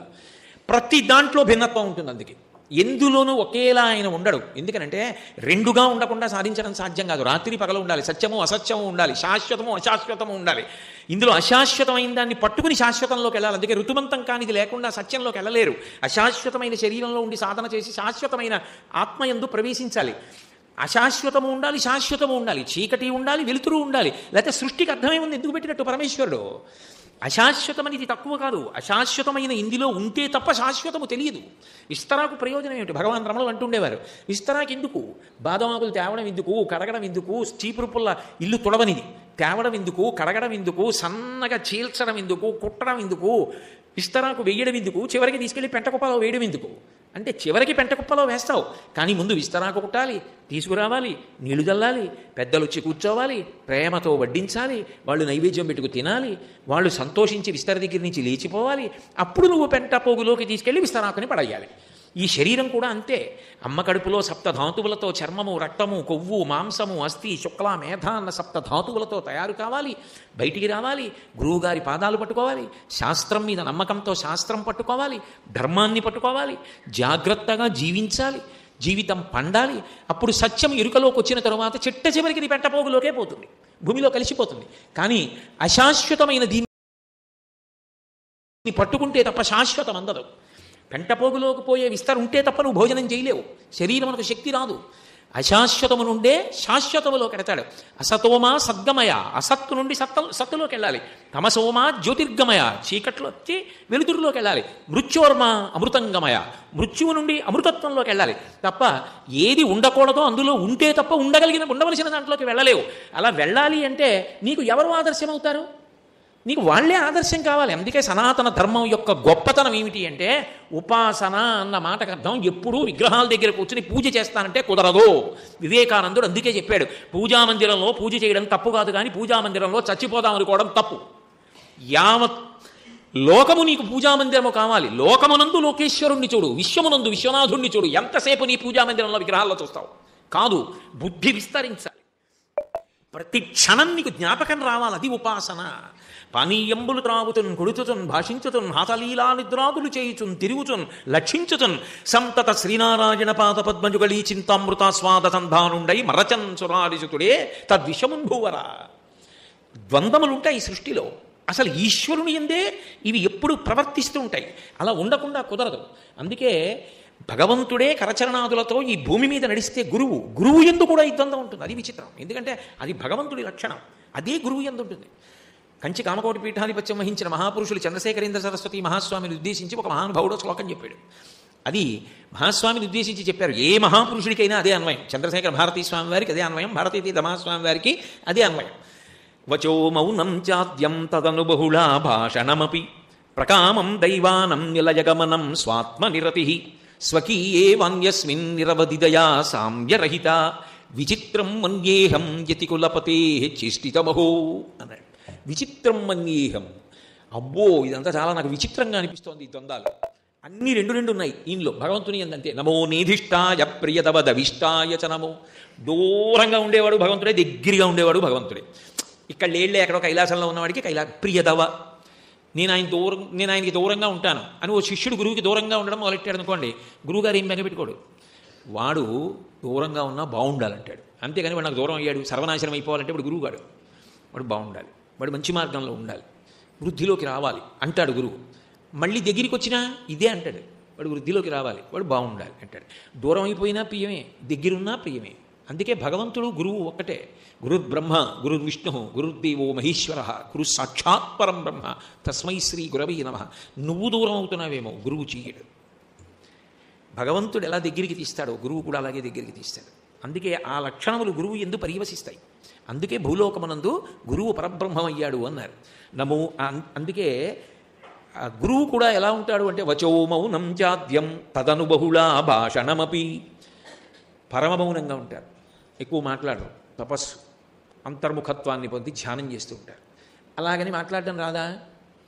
వారికి ఈ విషయం ఏం అక్కర్లేదు. ప్రదోషం అని మొదలెట్టారు అనుకోండి, ఒక అద్భుతమైన అనుగ్రహ భాషణం జీవితాన్ని ఉద్ధరించేస్తుంది. అలా మాట్లాడతారు. ఎంత మౌనంగా ఉంటారో అంత ధారాళంగా సారవంతమైన వాక్కులు మాట్లాడతారు. విరుద్ధలా కదా గురువు ఎందు. వచో మౌనం చాద్యం తదను బహుళా భాషణమపి ప్రకామం దైవానం నిలయగమనం స్వాత్మనిరతి. అనేకమైన క్షేత్రాలకు వెడుతుంటారు, పాదచారి అయి పర్యటిస్తూ ఉంటారు. మహాస్వామి సన్యాసాశ్రమ ధర్మంలో భారతదేశం అంతా పాదచారి అయి పర్యటించి ఎన్ని దేవాలయాలకు వెళ్ళారు? ఒకటా రెండా? అనేక దేవాలయాలకు వెడుతుంటారు. ఎక్కడికి వెళ్ళవలసిన అవసరం లేకుండా పొలం గట్టున కూర్చుని తనలో తాను పరబ్రహ్మాన్ని చూస్తూ రమిస్తూ ఉంటారు. మరి మళ్ళీ మర్నాడు లేచి గుడికి ఎందుకు అంటే, గుడికి వెళ్ళగలరు, తనలో తాను రమించగలరు. ద్వంద్వాలా కావా? భగవంతుని యందు ఎలా ఉంటాయో గురువు యందు అలాగే ఉంటాయి. ఎందుకంటే గురువు పరబ్రహ్మమే గురువు. ఒకటో మాట బాగుంది కానీ రెండో మాట తేడాగా ఉంది అని మీరు అనొచ్చు. గురువు పరబ్రహ్మం అన్నారు, బాగుంది. పరబ్రహ్మం గురువు ఏమిటి అంటే, ఏం శివుడు దక్షిణామూర్తి గారు, కృష్ణుడు జగద్గురువు గారు, దత్తాత్రేయులు వారు జగద్గురువులు గారు, అమ్మవారు గురుమండల రూపిణి గారు, అప్పుడు భగవంతుడు గురువు గాడు, గురువు భగవంతుడు గాడు. మాతృదేవోభవ అంటే అర్థం ఏమిటి? అమ్మ పరదేవత. అప్పుడు పరదేవత ఎవరు? అమ్మ. అందుకే శ్రీమాత మొదటి నామం అదైంది. అందుకే అమ్మ పరదేవత అంటే పరదేవత అమ్మ, అంతే కదా దాని అర్థం. గురువు పరబ్రహ్మం గురువు. పరబ్రహ్మమునందు ఏదున్నాయో గురువు ఎందవే ఉంటాయి. అందుకే వచో మౌనం చాద్యం తదను బహుళా భాషణమపి ప్రకామం దైవానం నిలయగమనం స్వాత్మనిరతి. తనలో తాను రమిస్తాడు. నిలయగమనం స్వాత్మనిరతి స్వకీయే వాన్యస్మిన్ నిరవధిదయా సామ్యరహిత. తన దగ్గరికి వచ్చిన వాడి మీద కరుణే. గురువుగారిలో దోషం బట్టి గురువుగారికి దూరంగా జరిగిపోయినా కరుణే. నాకు దూరంగా జరిగాడని పాడవ్వాలనరు, దగ్గరగా ఉన్నాడని పాడవ్వాలనరు. ఎక్కడ ఎవరున్నా వాళ్ళు బాగుండాలని అంటారు. అదే భగవంతుడి లక్షణం. ఆ కారుణ్యమే గురువుకి వచ్చేస్తుంది అంతే. సాధన యందు ఆ స్థితిని పొందకపోతే అది డొల్లతనంగా ఉంటుంది. ఏదో షేక్స్పియర్ మ్యాక్బత్ నాటకం రాస్తూ ఓ మాట అంటాడు, the clown is loose like that of a buffoon అంటాడు. ఒక హాస్యగాడు వేసుకున్నటువంటి బట్ట వదులుగా ఎలా ఉందో ఆయన పెట్టుకున్న బిరుదు అలా ఉందంటాడు. అలా ఉండకూడదు కదా, పండాలి. ఆ పండడం గురువులో భగవంతుళ్ళే ఎలా ఉంటుందో చెప్తారు. చెప్తూ స్వకీయే వాన్యస్మిన్ నిరవధిదయా. ఆ దయకి అంతేం ఉండదు. ఇంకా ఒకప్పుడు మహాస్వామి వారిని విమర్శించాడు ఒక ఆయన, జంధ్యాల సుబ్రహ్మణ్య శాస్త్రి గారిని. తండ్రి గారేమో ఆయన దగ్గర తిరిగేవారు, కొడుకేమో ఆయన్ని విమర్శిస్తూ ఉండేవాడు. తండ్రి గారు ఒకసారి వచ్చి అపరాధం అని చెంపలేసుకుని, మా వాడు తెలియక ధూర్తతనంతో మీ వంటి పెద్దలకి వ్యతిరేకంగా మాట్లాడుతున్నాడు, మీరు వాడి యందు దయ వహించాలి అన్నారు. అంటే స్వామి అన్నారు, ఆగి నా దయ ప్రవహిస్తూనే ఉంది, మీ వాడు అందుకోలేదంతే. అందుకోగలిగిన నాడు అందుకుంటాడు తప్ప మీ వాడి యందు నా యందు వ్యతిరేక భావన లేదు అని 2 అడుగులు వేసి ఆగి ఇలా అన్నారు. దగ్గరికి వచ్చాడు, విమర్శించినా మీ వాడి భావంలో ఎంత స్పష్టత ఉందో అన్నారు. అది గొప్పతనం. అది అందుకు వాళ్ళు మహాత్ములయ్యారు. నిరవధిదయా సామ్యరహిత విచిత్రం మన్యేహం యతికులపతే చేష్టితమహో. ఏమిటి మీకు ఆ చేష్టితాలు? నాకు విచిత్రంగా ఉన్నాయి, అసలు అర్థం కావట్లేదు మీరు అన్నారు. కారణం, భగవంతుని యొక్క ద్వంద్వములే గురువు యందు వచ్చేస్తాయి. భగవంతుడు కూడా అంతే. ఇప్పుడు తండ్రి ఉంటాడు, ఒకనాడు కోప్పడతాడు, ఒక గంట కోప్పడతాడు, కానీ జీవితాంతం దగ్గరికి తీసేవాడు ఎవరు? చిట్ట చివరికి తనకి ఏదైనా పెద్ద అనారోగ్యం వస్తే కొడుక్కి తెలిస్తే చాలా డబ్బు తన కోసం ఖర్చు పెట్టేస్తాడేమోనని, మా అబ్బాయికి చెప్పకండి, ఇన్నాళ్ళు బ్రతికాను, ఇంకా ఉండి ఏం చేస్తాను? ఆడపిల్లలు ఏం చేస్తాడు, రేపు మగపిల్లలు ఏం చేస్తాడు? చదివించి వృద్ధిలోకి తేవద్దు, వాడికి ఏముంది? చటుక్కుని మా అబ్బాయితో అనేకండి సుమా నాకు ఈ వ్యాధి ఉందని. ఏం అక్కర్లేదు, బతికాను చాలా కాలం, ఇంకా చాలు. ఏదో ఒక కారణానికి వెళ్ళిపోవాలి, నింద లేకుండా బొందిపోదు. ఏదో కారణం. పిల్లవాడికి చెప్పి వాడు డబ్బు పాడు చేయించకండి అంటాడు. తను చచ్చిపోవడానికి సిద్ధపడతాడు, కానీ ఆ మాట మాత్రం చెప్పడు. ఒకప్పుడు ఒక విశేషం జరిగింది.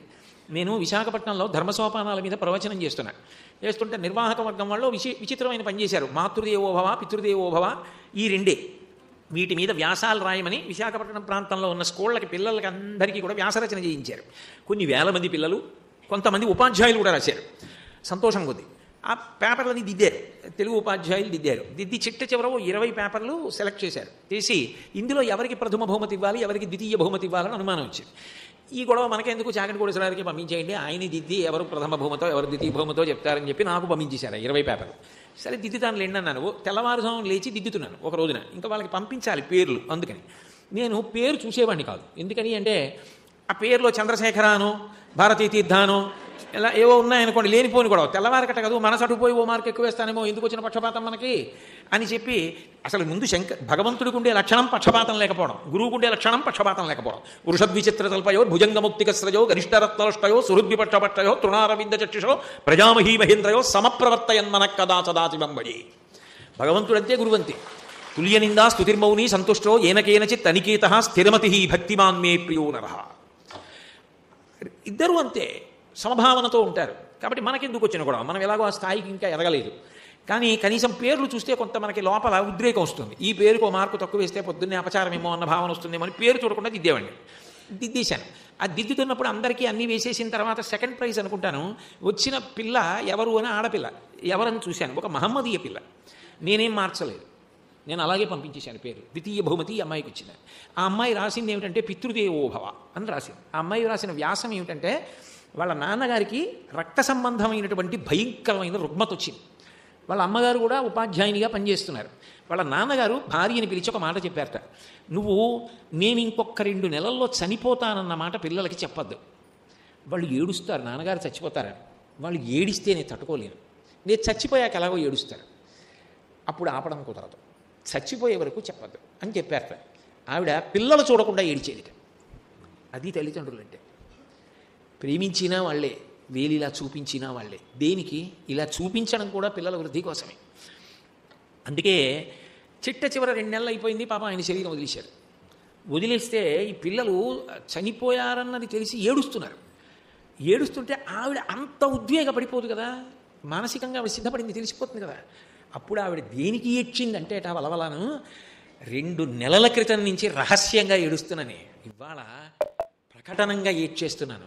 ఎందుకో తెలుసా? మీకు చెప్పొద్దని మీ నాన్న చెప్పారు.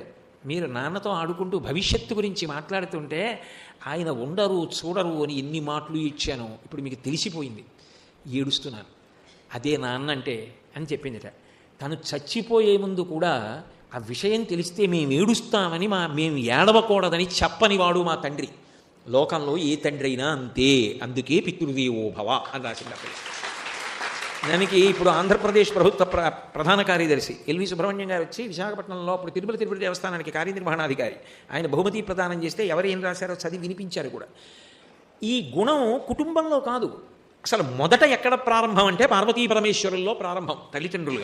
తల్లిదండ్రులుగానే కాదు, శంకరుడి గొప్పతనం ఏమిటో తెలుసా? ఒక కొడుకుగా వచ్చిన అంతే.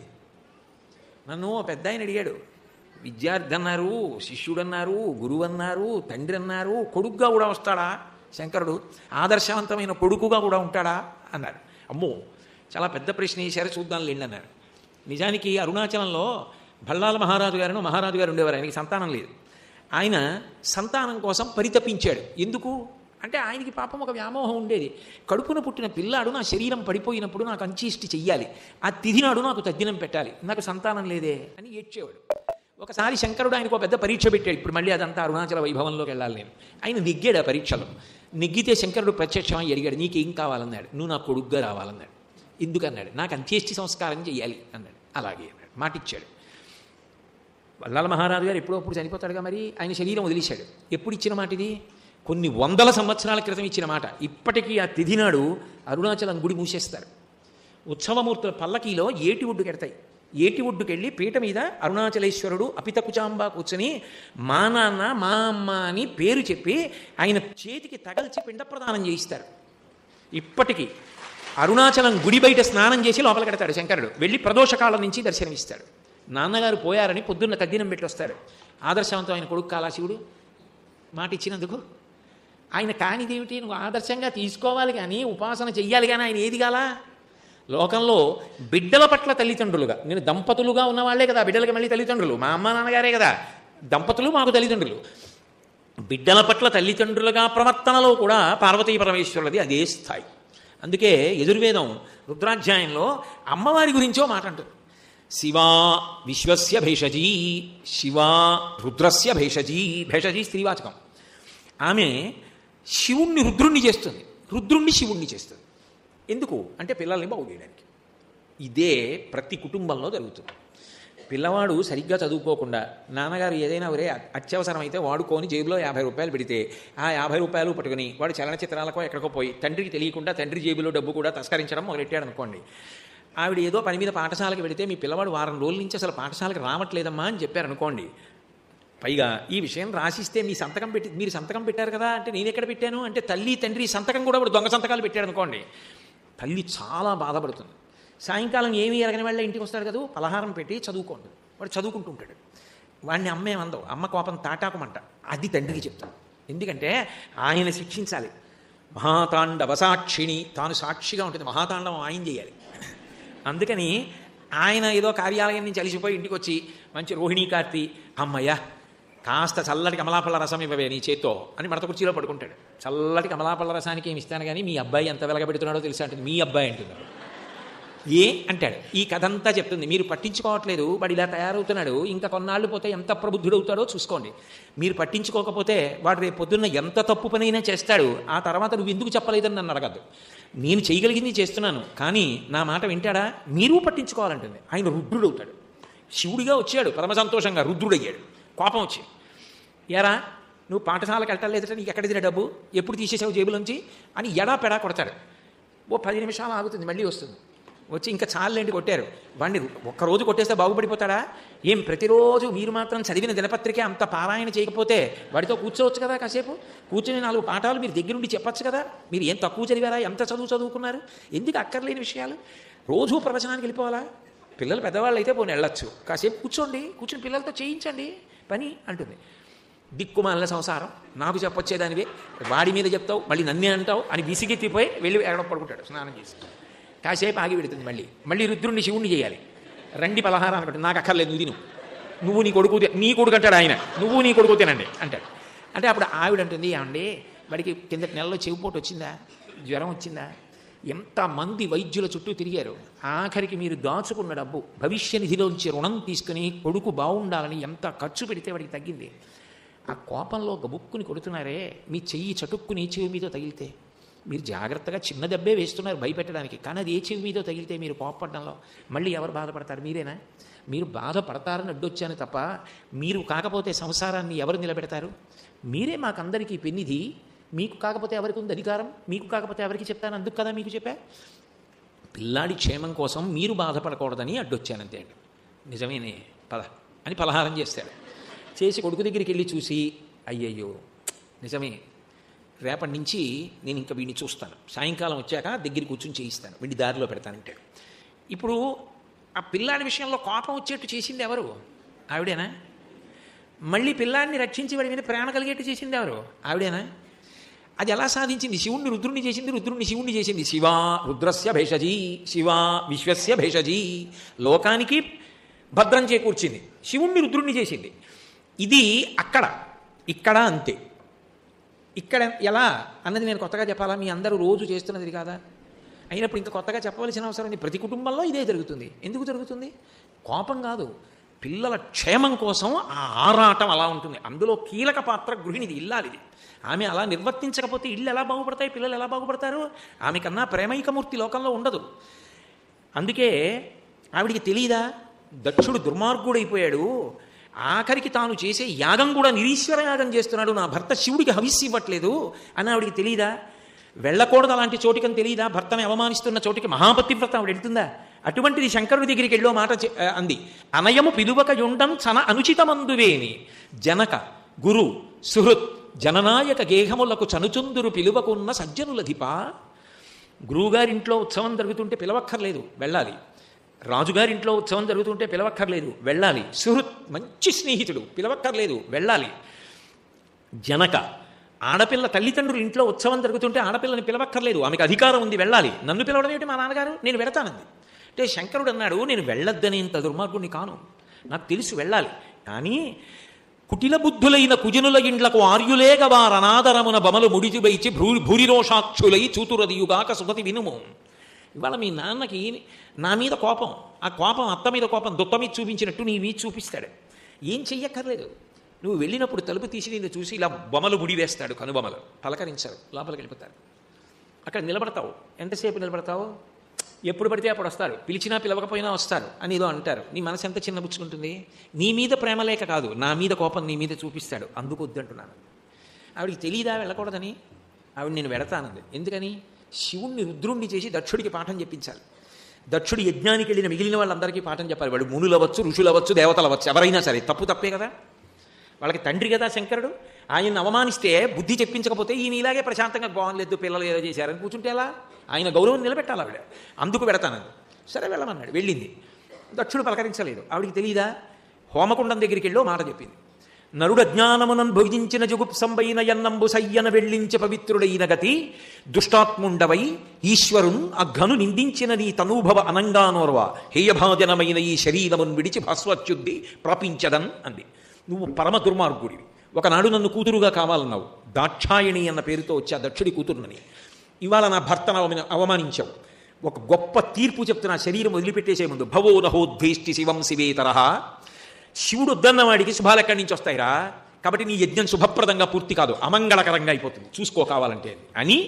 నరుడు దాని కడుపు నిండా తినేస్తే అడుగున చచ్చిపోయిన బల్లి ఉందనుకోండి, చాలా బాగుందని తినదుంచుకుంటాడా? ప్రయత్నపూర్వకంగా నోట్లో వేలు పెట్టుకుని కక్కేసినట్టే ఒకనాడు శివభక్తుడివి కనుక కూతురిగా వచ్చాను, ఇవాళ శివద్వేషం వహించావు కాబట్టి ఇంక ఈ శరీరంతో ఉండను. ఈ శరీరంతో ఉంటే బయటికి వెళ్ళినప్పుడు దాక్షాయణి అని పిలుస్తారు నన్ను, అందుకని సతీదేవి అన్నారు. భర్త గౌరవం కోసం వదిలేసింది శరీరం అని యోగాగ్ని రగల్చి అందులో శరీరం వదిలేసింది. భాస్వచ్యుద్ధి ప్రాపించదన్, అగ్నిశుద్ధి పొందుతాను ఈ శరీరంతోనని వెంటనే యోగాగ్ని ఎందు శరీరాన్ని వదిలిపెట్టేసి. ఇది శివుడికి తెలిసింది. తన భార్యను అవమానించారు, ఆమె అది తట్టుకోలేక తన మీద ప్రేమతో శరీరం వదిలిందని రుద్రుడయ్యాడు. శివ విశ్వస్య భేషజీ, శివ రుద్రస్య భేషజీ. రుద్రుడయ్యాడు ఆయన. ప్రశాంతంగా కూర్చున్నవాడు ఒక్కసారి లేచాడు, ఒక తాండవం చేశాడు ఆ కోపంలో. ఆజ్యుండుక్రుడు నీలకంఠుడివ దైత్యానాతి దష్టోష్టుడై ఆజ్యద్భూరి మృగేంద్ర ఘోషమన భీమ ప్రక్రియన్నవుచున్ విద్యుద్వహ్ని శిఖా సముచ్చయరుచిన్ వెల్గొందు చించెజ్జటన్ సద్యక్రోధముతోడ పూంచి వైచన్ క్షమాచక్ర మధ్యంబునన్. ఒక సింహం ఎలా గర్జిస్తుందో కోపంతో అలా ఒక పెద్ద నవ్వు నవ్వాడు. తాండవం చేసి మెరిసిపోతున్న ఒక జటను ఒక దాన్ని పిరికి అక్కడ ఉన్నటువంటి ఆ సభా మధ్యంలో ఉన్నటువంటి ప్రాంగణంలో కొట్టాడు. కొట్టేటప్పటికి ఆ కోపంలో కొట్టాడేమో, ఆయన రౌద్రంలోంచి ఒక ప్రాణి ఆవిర్భవించింది.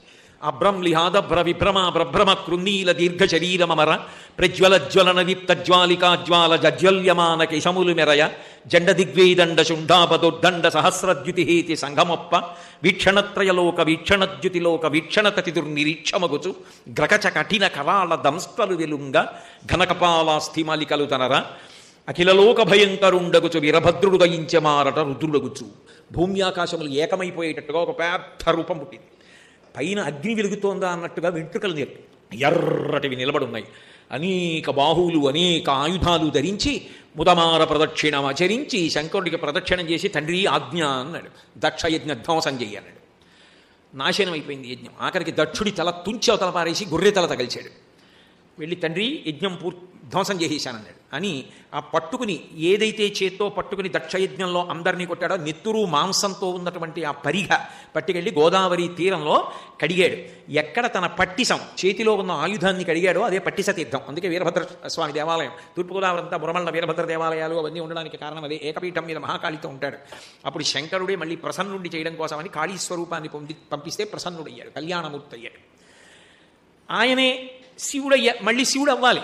రుద్రుడై దక్షయజ్ఞ ధ్వంసం చేయించాడు వీరభద్రుడిని. ఎవరు చేయించింది? ఆయనకి కోపం వచ్చేట్టు ఎవరు చేసింది? అమ్మవారే చేసింది. ఇప్పుడు అదే అమ్మవారు మళ్ళీ విశ్వస్య భేషజీ, లోకానికి ఉపకారం చేయించాలి. ఎలా చేయించింది? మళ్ళీ వాళ్ళు వెళ్ళి క్షీరసాగర మథనం చేశారు, అమృతం వస్తుంది అనుకుని అందులోంచి హాలాహలం వచ్చింది. ఈసారి హాలాహలం వస్తే అందులో ఎవడు పుచ్చుకోగలడు? కామధేను అంటే పుచ్చుకుంటారు, కల్పవృక్షం అంటే పుచ్చుకుంటారు, ఐరావతం పుచ్చుకుంటారు, ఇవన్నీ పుచ్చుకుంటారు. హాలాహలం వస్తే పుచ్చుకుంటారు. అప్పుడు అమ్మా నాన్న గుర్తొచ్చారు. చిత్రం ఏంటంటే అన్నీ కలిసి వచ్చినప్పుడు వాళ్ళు సంతోషంగా ఉంటారు, ఆపద వచ్చినప్పుడు నాన్నగారు గుర్తొస్తారు. ఇప్పుడు నేను గుర్తొచ్చానరా అన్నాడు పెద్ద ఆయన. అది తండ్రితనం. పిల్లాడికి ఆపద వచ్చిందని రోహిణీ కార్తె రిజర్వేషన్ లేకపోతే తల మీద గొడ్డేసుకుని జనరల్ కంపార్ట్మెంట్లో వెళ్ళిపోతాడు కొడుకు కోసం. ఆ కొడుకు మీద ఉండే ప్రేమ అటువంటిది తండ్రికి. తండ్రిని కొడుకు ధిక్కరిస్తాడేమో, ధిక్కరించకూడదు, కానీ కొడుకుని తండ్రి వదలలేడుగా. ప్రేమ అటువంటిది కదా. అమ్మ అంతే కదా. ఆ క్షీరసాగర మథనం చేసినప్పుడు ఆ పాలవెల్లి లోపల అప్పటికప్పటికి మందరాగము తిరిగం చప్పుడు నిండిన జండము చెప్పిడిదే మధుని చెవులు చిందరగొనియన్. ఆ క్షీరసాగరాన్ని చిలుకుతుంటే అందులో ఉంచి హాలాహలం పుట్టింది. అది బయలుదేరి వెళుతుంటే సముద్రాలు ఇంకిపోయాయి, నదులు ఇంకిపోయాయి, అరణ్యాలన్నీ కాలిపోయాయి, పట్టణాలు పల్లెలు అన్నీ బూది కుప్పలైపోయాయి. ఎవరు నిలబడలేక క్షీరసాగరమథనం చేసినటువంటి దేవతలేదు ఇది శివుడు తప్ప ఎవరు ఆపలేరని శని కైలాసముజొచ్చి శంకరుడి వాసద్వారముంజేరి ఈశని దవ్వారికులు అడ్డుపడ్డ తలమంచుంజొచ్చి కుయ్యో మొర్రో వినుమాలింపుము చిత్తగింపుము దయన్ వీక్షింపుమన్ చంబుజానన ముఖ్యల్ కనిరత్తరక్షణ కళా సంరంభునిన్ శంభునిన్. త్రయోదశి ఇవాళ త్రయోదశి ప్రదోషం పరమాద్భుతమైనటువంటి ప్రదోషం. త్రయోదశి ప్రదోషంలో నందివాహనారూఢుడైన పార్వతీ పరమేశ్వరుడికి పల్లకీ సేవ చేసి దర్శనం చేస్తారు. అటువంటి రోజు సాయంకాలం శివా విశ్వస్య భేషజీ, శివా రుద్రస్య భేషజీ, తదంతర్గతంగా దక్షయజ్ఞ ధ్వంసం, హాలాహల భక్షణం, ఇటువంటి అద్భుతమైనటువంటి లీలలు వినడం చాలు. చెప్పుకోవడం జన్మజన్మాంతర సుకృతం శివానుగ్రహం. కాబట్టి ఇంతమంది పరిగెత్తుకుంటూ శంకరుడి దగ్గరికి వెళ్ళారు. ఈశను గవ్వారికులు అడ్డుపడ్డ తలమంచుంజొచ్చి కుయ్యో మొర్రో వినుమాలింపుము చిత్తగింపుము దయన్ వీక్షింపుమన్ చంబుజాననము పిల్కనిరత్తరక్షణ కళా సంరంభునిన్ శంభునిన్. ఎవరాయనన్నారు? ఆర్తరక్షణ కళా సౌరంభుడు అన్నారు. ఆర్తితో పిలిస్తే, ఉన్నాడని నమ్మి పిలిస్తే ఏమిచ్చాడని చూడట, నేనున్నానని నమ్మి పిలిచాడని ఏదైనా ఇస్తాడట. ఆయన ఇవ్వలేనిది లేదు. అందుకే పటవే నమః అని ఒక నామం. శివుడు ఇవ్వలేనిదన్నది లేదు. శివుణ్ణి నువ్వు అడక్కో, నీకు ఆయన ఇవ్వాలనుకున్న దాంట్లో కోటో వంతు అడగడం నీకు రాదన్నాడు. అంతటి మహానుభావుడు. కాబట్టి ఆయన వెళ్ళి ఈ దేవతలందరూ కైలాసానికి వెడితే అక్కడ ఉన్న ద్వారపాలకులు శూలాలు అడ్డుపెట్టి లోపల పార్వతీదేవితో మాట్లాడుతున్నాడు. వెళ్ళడానికి వీల్లేదంటే బయటే నిలబడి హరహర మహాదేవ శంభో శంకర హలాహలం వచ్చేస్తోంది, రక్షించాలి, ఆత్తత్రాణపరాయణ చంద్రశేఖర అని పిలుస్తున్నారు. ఆయన పార్వతీదేవితో మాట్లాడుతున్నాడు. ఆయనకి తెలియదు భూత భవిష్యత్ వర్తమాన కాలాలు, ఏమీ తెలియనట్లు వచ్చి ఏమైంది అన్నాడు. అంటే స్వామి ఒళ్ళు కొవ్వెక్కి వెళ్ళి క్షీరసాగరాన్ని చిలికాం, అమృతత్వాన్ని పొందుదాం, అమృతం తాగేద్దామని. అంతకు ముందు కొన్ని వచ్చాయి, మీరు గుర్తు రాలేదు మాకు. ఇప్పుడు హాలాహలం వచ్చింది, అగ్రతాంబూలం మీకు ఇద్దామని వచ్చాను, నాన్నగారికి ఇచ్చేద్దామని వచ్చాను, పెద్దవారే. అలా ఉంటుంది కుటుంబాల్లో. అయినా తండ్రితనం గొప్పతనం ఏమిటో తెలుసా? హాలాహలం ఏమైనా పుచ్చుకోవడానికి పళ్ళరసమా? ఊళ్ళే కాల్చేస్తోంది. ఈయన హాలాహలం పుచ్చుకోవడానికి వెళ్ళిపోయారంటే పార్వతీదేవి ఏం చేయాలి? అదేడు మీ అసాధ్యం, ఆయన్ని పంపించారా పుచ్చుకోమని, పెద్ద ఆయన్ని. కామధేనువు కల్పవృక్షం అప్పుడు ఆయన గుర్తురాలేదా మీకు నాన్నగారు అని దెబ్బలాడుతుందేమో పిల్లల్ని. ఎంత ప్రేమో చూడండి ఆ తండ్రితనం అని ఆవిడికి వెళ్ళి నచ్చ చెప్పుకున్నాడు. కంటే జగముల దుఃఖము వింటే జలజనిత విషపు వీడిమి ప్రభువయ్యుండుట ఆత్తుల ఆపద గింటించుట దాన ఫలము దానం కీర్తి మృగాక్షి. పార్వతీ చూసావా, నేను నాన్ననా, నువ్వు అమ్మవా, లోకాలు తలడిల్లిపోతున్నాయి చూసావా, హాలాహలం వచ్చిందిట. వాళ్ళేదో పాపం అమృతం కోసం పిల్లకాయలు క్షీరసాగరం చిలికారు, అమృతం రాలేదు, ముందు హాలాహలం వచ్చింది, అది తరువుకు వచ్చేస్తోందిట. వాళ్ళు నన్ను పుచ్చుకొమ్మని వచ్చారు. పార్వతి పరహితము చేయునెవ్వడు పరమహితుండగును భూత పంచకమునకొన్ పరహితమే పరమధర్మము పరహితునకు ఎదురు లేదు పర్వేందుముఖి. పరులకు హితం చేద్దామని ప్రయత్నించేటటువంటి వాడిని పంచభూతములు కాపాడుతుంటాయి. కాబట్టి నాకేమైనా అవుతుందని నువ్వు బెంగపెట్టుకోకే. శిక్షింతు హాలాహలమును భక్షింతును మధుర సూక్ష్మ ఫలరసముక్రియన్ రక్షింతు ప్రాణికోట్లను వీక్షింపుము నీవు నేడు వికచాబ్జముఖి. అది నన్నేమైనా చేస్తుంది అనుకుంటున్నావా? దాన్ని శిక్షిస్తాను. కిస్మిస్ పండు పట్టుకుని ఇలా నోట్లో పడేసుకున్నట్టు పడేసుకుంటాను, లోకాలని రక్షిస్తాను. వెళ్ళనా అంటే భాగవతంలో వింటున్నాడు పరీక్షిత్తు, శుకబ్రహ్మ చెప్తుంటే. అది మొదటిసారి వినమైతే ఎవరైనా ఏమంటారు, అదేమిటంటే బాబు మీకెందుకు ఇప్పుడు ఆ హలాహల పక్షణం, అయినా వాళ్ళకి ఇప్పుడు మీరు గుర్తొచ్చారా? కామధేను వస్తే మీరు అక్కర్లా, కల్పవృక్షం వస్తే మీరు అక్కర్లా, ఐరావతం వస్తే అక్కర్లా, వేటికి మీరు గుర్తు రాలా. దక్షయజ్ఞం చేసినప్పుడు హవిస్సు మీరు లేకుండా ఇస్తానంటే వీళ్ళందరూ అక్కడికి పరిగెత్తారు పుచ్చుకుందామని, అప్పుడు మీరు గుర్తురాలా, మీ మర్యాద గుర్తురాలా. హాలాహలం వస్తే మీరు గుర్తొచ్చారు, తగుదమ్మా అని మీరు వెళ్ళిపోతున్నారు ఉపకారం చేయడానికి. కాసేపు లోపల కూర్చోండి, ఏమో తెలియదు, అనుష్ఠానం చేసుకుంటున్నారు, వస్తారు లేండి అని చెప్తాను. హాలాహలం చూసుకుంటుంది వాళ్ళ సంగతి అనొచ్చు ఆవిడ అలా అనలేదు. అమ్మ కదూ, ఎంత కారుణ్యమూర్తి శారదే పార్వతి, అన్నీ ఉండవు లోకంలో. అసలు ఆ చూపులు చూడండి, ఏమిటో వెన్నెల కురుస్తున్నట్టు, కారుణ్యామృతాన్ని వచ్చిన వాళ్ళ మీద ప్రోక్షిస్తున్నట్టు. ఎన్నాళ్ళైందిరా నువ్వు వచ్చి, వస్తావని ఎంత ఎదురు చూస్తున్నానో తెలుసా అని ఏమిటో బిడ్డని చూసుకొని తల్లి పొంగిపోయినట్టు. 5 ఏళ్ళయిందండి వీడి విదేశాలు వెళ్ళి, ఇన్నాళ్ళకు వచ్చాడని వాడు వస్తున్నాడంటే ఉడియాలు ఎట్టుకున్నట్టు, అప్పడాలు ఎత్తుకున్నట్టు, కూరలు సిద్ధం చేసుకున్నట్టు, పిండి వంటలు వండుకున్నట్టు. కొడుకు వచ్చేటప్పటికి తనేమైనా కొంచెం అనారోగ్యం కనపడినా అమ్మ అలా ఉన్నామేమిటి అంటాడేమోనని ఎంతో తను సంతోషంగా ఉన్నట్టు, నిజానికి కొడుకు కోసం ఎదురు చూస్తున్నా ఆవిడ ఎంత అమ్మ పిల్లాడి కోసం ఎదురు చూడడంలో ప్రేమ ఎలా ఉంటుందో శారద దగ్గర నిలబడినప్పుడు కాకినాడ నుంచి వచ్చి నాకు అలా ఉంటుంది. అమ్మా ఇన్నాళ్ళైందమ్మా దుర్మార్గుడిని, చాలా కాలం తర్వాత వచ్చాను, ఏం ప్రేమమ్మా కళ్ళల్లోంచి. కనురెప్ప వేస్తే కొడుకు కాసేపు కనపడ్డని కనురెప్ప వేయకుండా అలా చూస్తున్నావా నన్ను, పిచ్చి తల్లి, నీకు ఎన్ని నమస్కారాలు చేయాలమ్మా నేను అనుకో, నువ్వు ఇచ్చిన శక్తి అమ్మా, ఏదో 4 చోట్ల నీ గురించి చెప్పుకుంటూ తిరుగుతున్నా, ఎక్కడ నిన్ను చూడలేదు, ఎక్కడ నువ్వు నన్ను చూడలేదు, లేకపోతే ఇవి ఎలా చెప్పుకొస్తున్నా నీ అనుగ్రహం కాక అని ఏదో మనసుని భావించుకొని 6:30 అవుతోంది, బాగుండదు, హరిప్రసాద్ గారు నుంచి ఉన్నారని వచ్చేస్తూ ఉంటారు. అందుకని అమ్మ అంటే కారుణ్యము, రాశీభూతమైనటువంటి దయ. అరుణాం కరుణాతరంగితాక్షీం ధృత పాశాంకుశ పుష్పబాణ చాపాం, రోజు చదువుతున్నారు కదా ధ్యాన శ్లోకం. రాశీభూతమైన కరుణ అమ్మ నాన్న అంటే. అందుకని ఆవిడంది, మీకు ఎలా ఇష్టమైతే అలా చేయండి. తెల్లబోయాడు వింటున్న పరీక్షిత్తు. అదేమిటయా, లోకాలకన్నిటికీ పెద్ద ముత్తైదువా, నమ్మితి నామనంబున సనాతనులైన ఉమామహేశులన్ మిమ్ము పురాణ దంపతుల మీదు భజింతు కదమ్మా, మీటి పెద్దమ్మ దయాంబురాశివి కదమ్మా, హరిన్ పతి చేయుమమ్మ, నిన్ను నమ్మిన వారికి అన్నటికి నాశము లేదు కదమ్మా ఈశ్వరి అని రుక్మిణీదేవి చేత స్తుతింపబడిన తల్లి తన మాంగళ్యానికి ఇబ్బంది వస్తుందేమో అని భయపడద్దా? ఎలా వెళ్ళమంది అసలు శంకరుణ్ణి హాలాహలభక్షణానికి అంటే? శుకబ్రహ్మ అన్నారు, మృంగెడివాడు విభుండని మృంగెడిదియు గరళమనియు మేలని ప్రజకొన్మింగమని సర్వమంగళ మంగళసూత్రమునెంతమది నమ్మినదో. లోకాల్లో ఎవరు తన భార్య మెళ్ళలో మంగళసూత్రం కడుతున్నప్పుడైనా మమ జీవన హేతునా అంటాడు. ఈ మాట తల్లితో, తండ్రితో, తోబుట్టువులతో, స్నేహితులతో, బంధువులతో ఎవ్వరితో అనడు. ఎక్కడో దీక్ష తీసుకుని రామాయణం చెప్పుకోవడానికి పోయినా ఈ మధ్య మీ ఆయన కనపట్టలేదు, ఉన్నాడా అని అడగరు. ఆవిడ మెడలో మంగళసూత్రమే గుర్తు, ఆయన ఉన్నాడనడానికి. మమ జీవన హేతునా, నేనున్నానని గుర్తు ఏమిటో తెలుసా, నీ మెడలో మంగళసూత్రమే అంటాడు. ఆ మంగళసూత్రానికి రక్ష ఎవరు? ఆ తల్లి సర్వమంగళ. ఆ తల్లి రక్షిస్తోంది. ఆమె నా భార్య మెడలో మంగళసూత్రాన్ని రక్షిస్తుంటే నేను ఎన్ని ప్రయాణాలు చేసినా ఎక్కడ ఉన్నా నేను కాపాడబడుతున్నాను. ఆ మంగళసూత్రాన్ని సర్వమంగళాదేవత కాపాడుతోంది. ఇక నిద్ర మంచం నుంచి లేచి కూడా మంచం నుంచి నిద్రలో లేచానని అశౌచం అనుకోరు. ముందు శతమానాలకి నమస్కారం చేస్తారు. ఏమి భారతీయ స్త్రీ ఔన్నత్యం, ఎంత గొప్ప ఆ స్త్రీలు నిజంగా ఈ దేశంలో. కాబట్టి లోకంలో అందరి భర్తల్ని కాపాడే తల్లి తన భర్త తన మెడలో మంగళసూత్రం కడుతూ మమ జీవన హేతునా అన్నాడు. మహాకామీశ బద్ధ సూత్రశోభిత కంధర, కామేశ బద్ధ మంగళ్య సూత్రశోభిత కంధర. కామేశ్వరుడు కట్టినటువంటి మంగళసూత్రం మెడలో ఉన్న తల్లి, నా మెడలో మీరు కట్టిన మంగళసూత్రం ఉండి మమ జీవన హేతునా అన్న తర్వాత మీరు హాలాహలం పుచ్చుకుంటే మాత్రం పెద్ద కష్టం ఏమిటి? మంగళసూత్రం ఉంది, సర్వమంగళని నేనున్నాను, పుచ్చుకోండి. ఆయన తన చుట్టుంచుర సంఘముల్ జయ జయధ్వానంబులన్ బొబ్బిడన్ ఘనగంభీర రవమ్ముతో శివుడు లోకద్రోహి హుంపోకు రమ్మని కెంగేల తెమల్చి కూర్చి కడిగా నంకించి జంబూపలంబున సర్వంకషమున్ విషమునాహారించే హేలాగతిన్.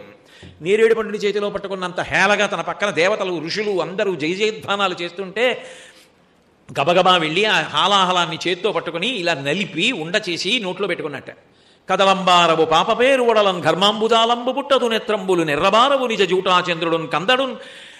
ఆఖరికి ఆయన ఒంటికి ఉన్నటువంటివన్నీ చల్లటి ఉన్నాయి, అగ్ని తగిలితే అవి తట్టుకోవు. ఎందుకని? కదలంబారవు పాప పేరు, పాములు వేడి చూస్తే పారిపోతాయి. హాలాహలం అగ్నితుల్యం, అది తాగుతుంటే వేడికి పాములన్నీ జారి పడిపోవాలి. మేము శివుడిని ఆశ్రయించి ఉండగా హాలాహలం అన్న అగ్ని వస్తే మాకు భయం ఏమిటి? శివుడు ఉండగానని ఒక్క పిల్లపాము కూడా దారలేదు. కదలంబారవు పాప పేరు వడలన్ ఘర్మాంబుజాలంబు పుట్టరు, కనీసం వేడికి చెమట కూడా పడలేట. నేత్రంబులు నెర్రబారవు, అంత వేడిది తాగాడని చెప్పి కళ్ళు ఎర్రబడలేదుట. నేత్రంబులు నెర్రబారవు నిజ జూటాచంద్రుడును కందడును, పెట్టుకున్న ఆ బాలచంద్ర రేఖ కనీసం కందలేదుట, అంత మృదువైన ఆ చంద్రబింబం.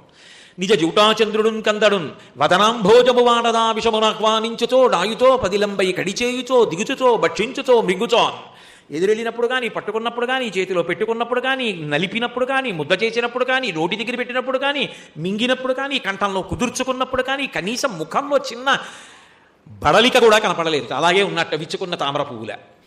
సర్వసాధారణంగా బాధ పెట్టేవన్నీ కూడా శివుణ్ణి ఆశ్రయించి ఉండగా బాధ పెట్టడం మనిషి. హాలాహలం ఏం చేయలేకపోయింది, చంద్రుణ్ణి కానీ పావుల్ని కానీ ఏమీ చేయలేదు. శివుణ్ణి ఆశ్రయించి ఉండగా నన్ను మాత్రం ఇది ఎందుకు బాధ పెడుతుంది, నన్ను కాపాడదు ఆ శివానుగ్రహం? అది ధైర్యం, అది భక్తి, వాడు ఉన్నాడన్న నమ్మకం. కాబట్టి ఆయన పుచ్చుకున్నాడు.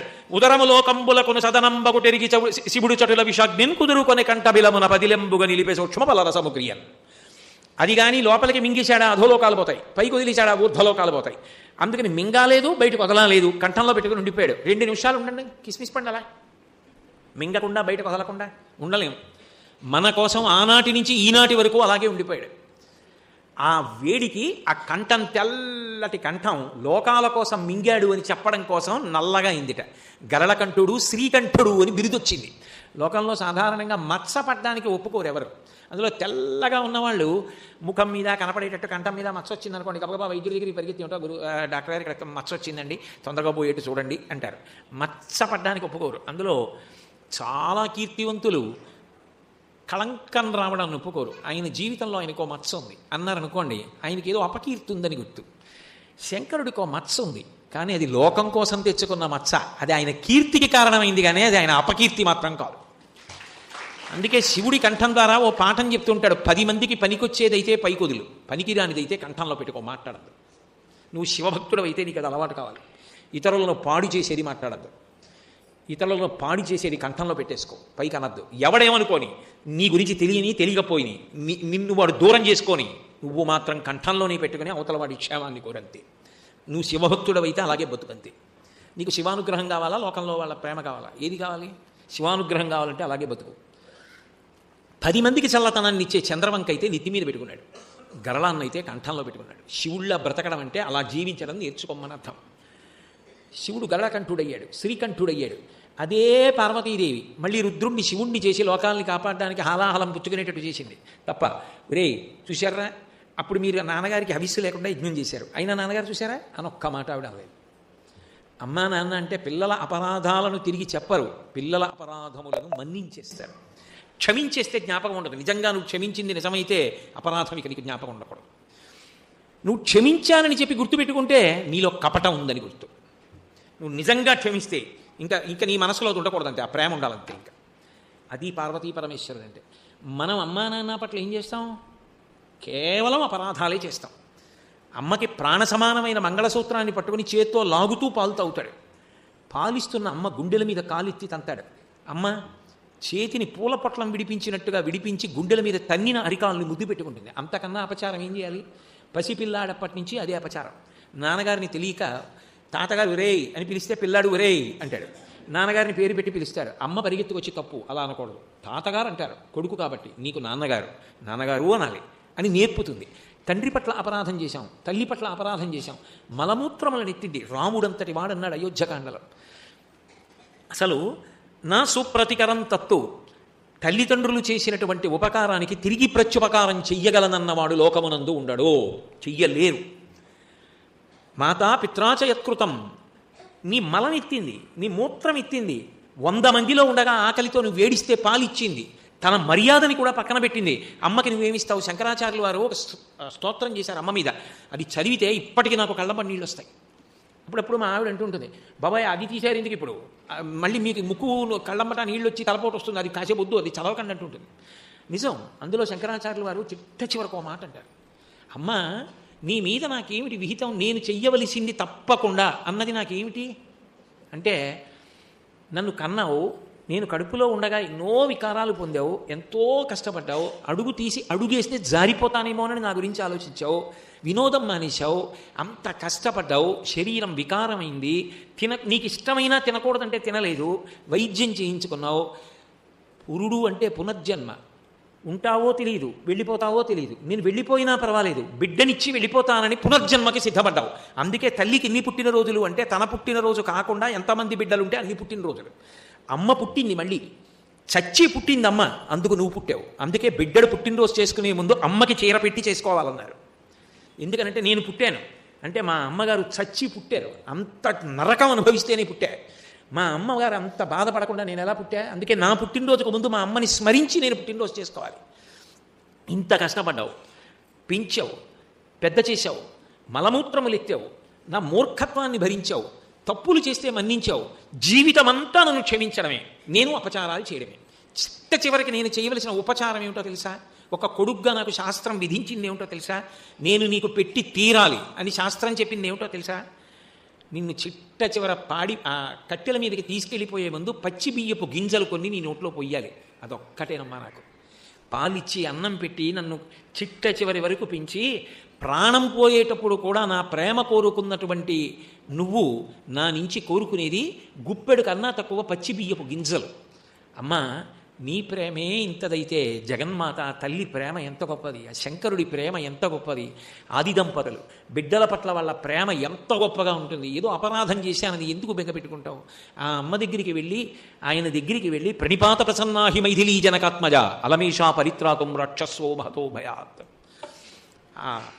ఒకసారి నేల మీద పడిపోతే చాలట, బిడ్డా మన్నించాను రా అంటట. అజ్ఞానినామయా దోషాన్ అశేషాన్ భితాన్ హరే క్షమస్వత్వం క్షమస్వత్వం శేషశైల శిఖామణి. మీరు సిగ్గుపడే పని నేను చెయ్యను.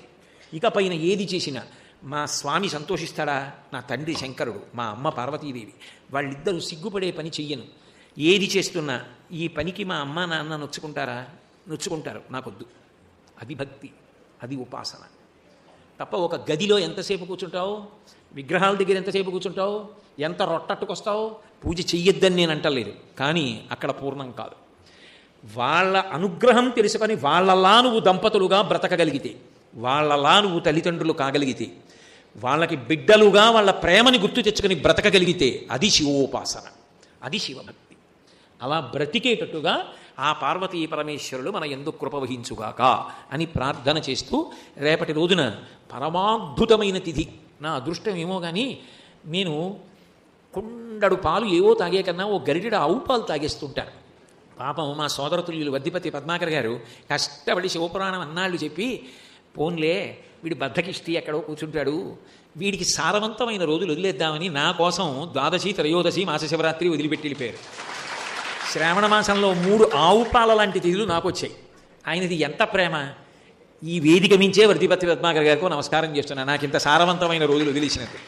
రేపంత గొప్ప రోజు కదా, నా చేత పార్వతీ పరమేశ్వరులు ఆ తిథికి సంబంధించినంత సారవంతమైన మాటలను పలికించి తరింపచేయుగాక అని ప్రార్థన చేస్తూ ఇవాళకి సెలవు తీసుకుంటున్నాను. మళ్ళీ రేపు సాయంకాలం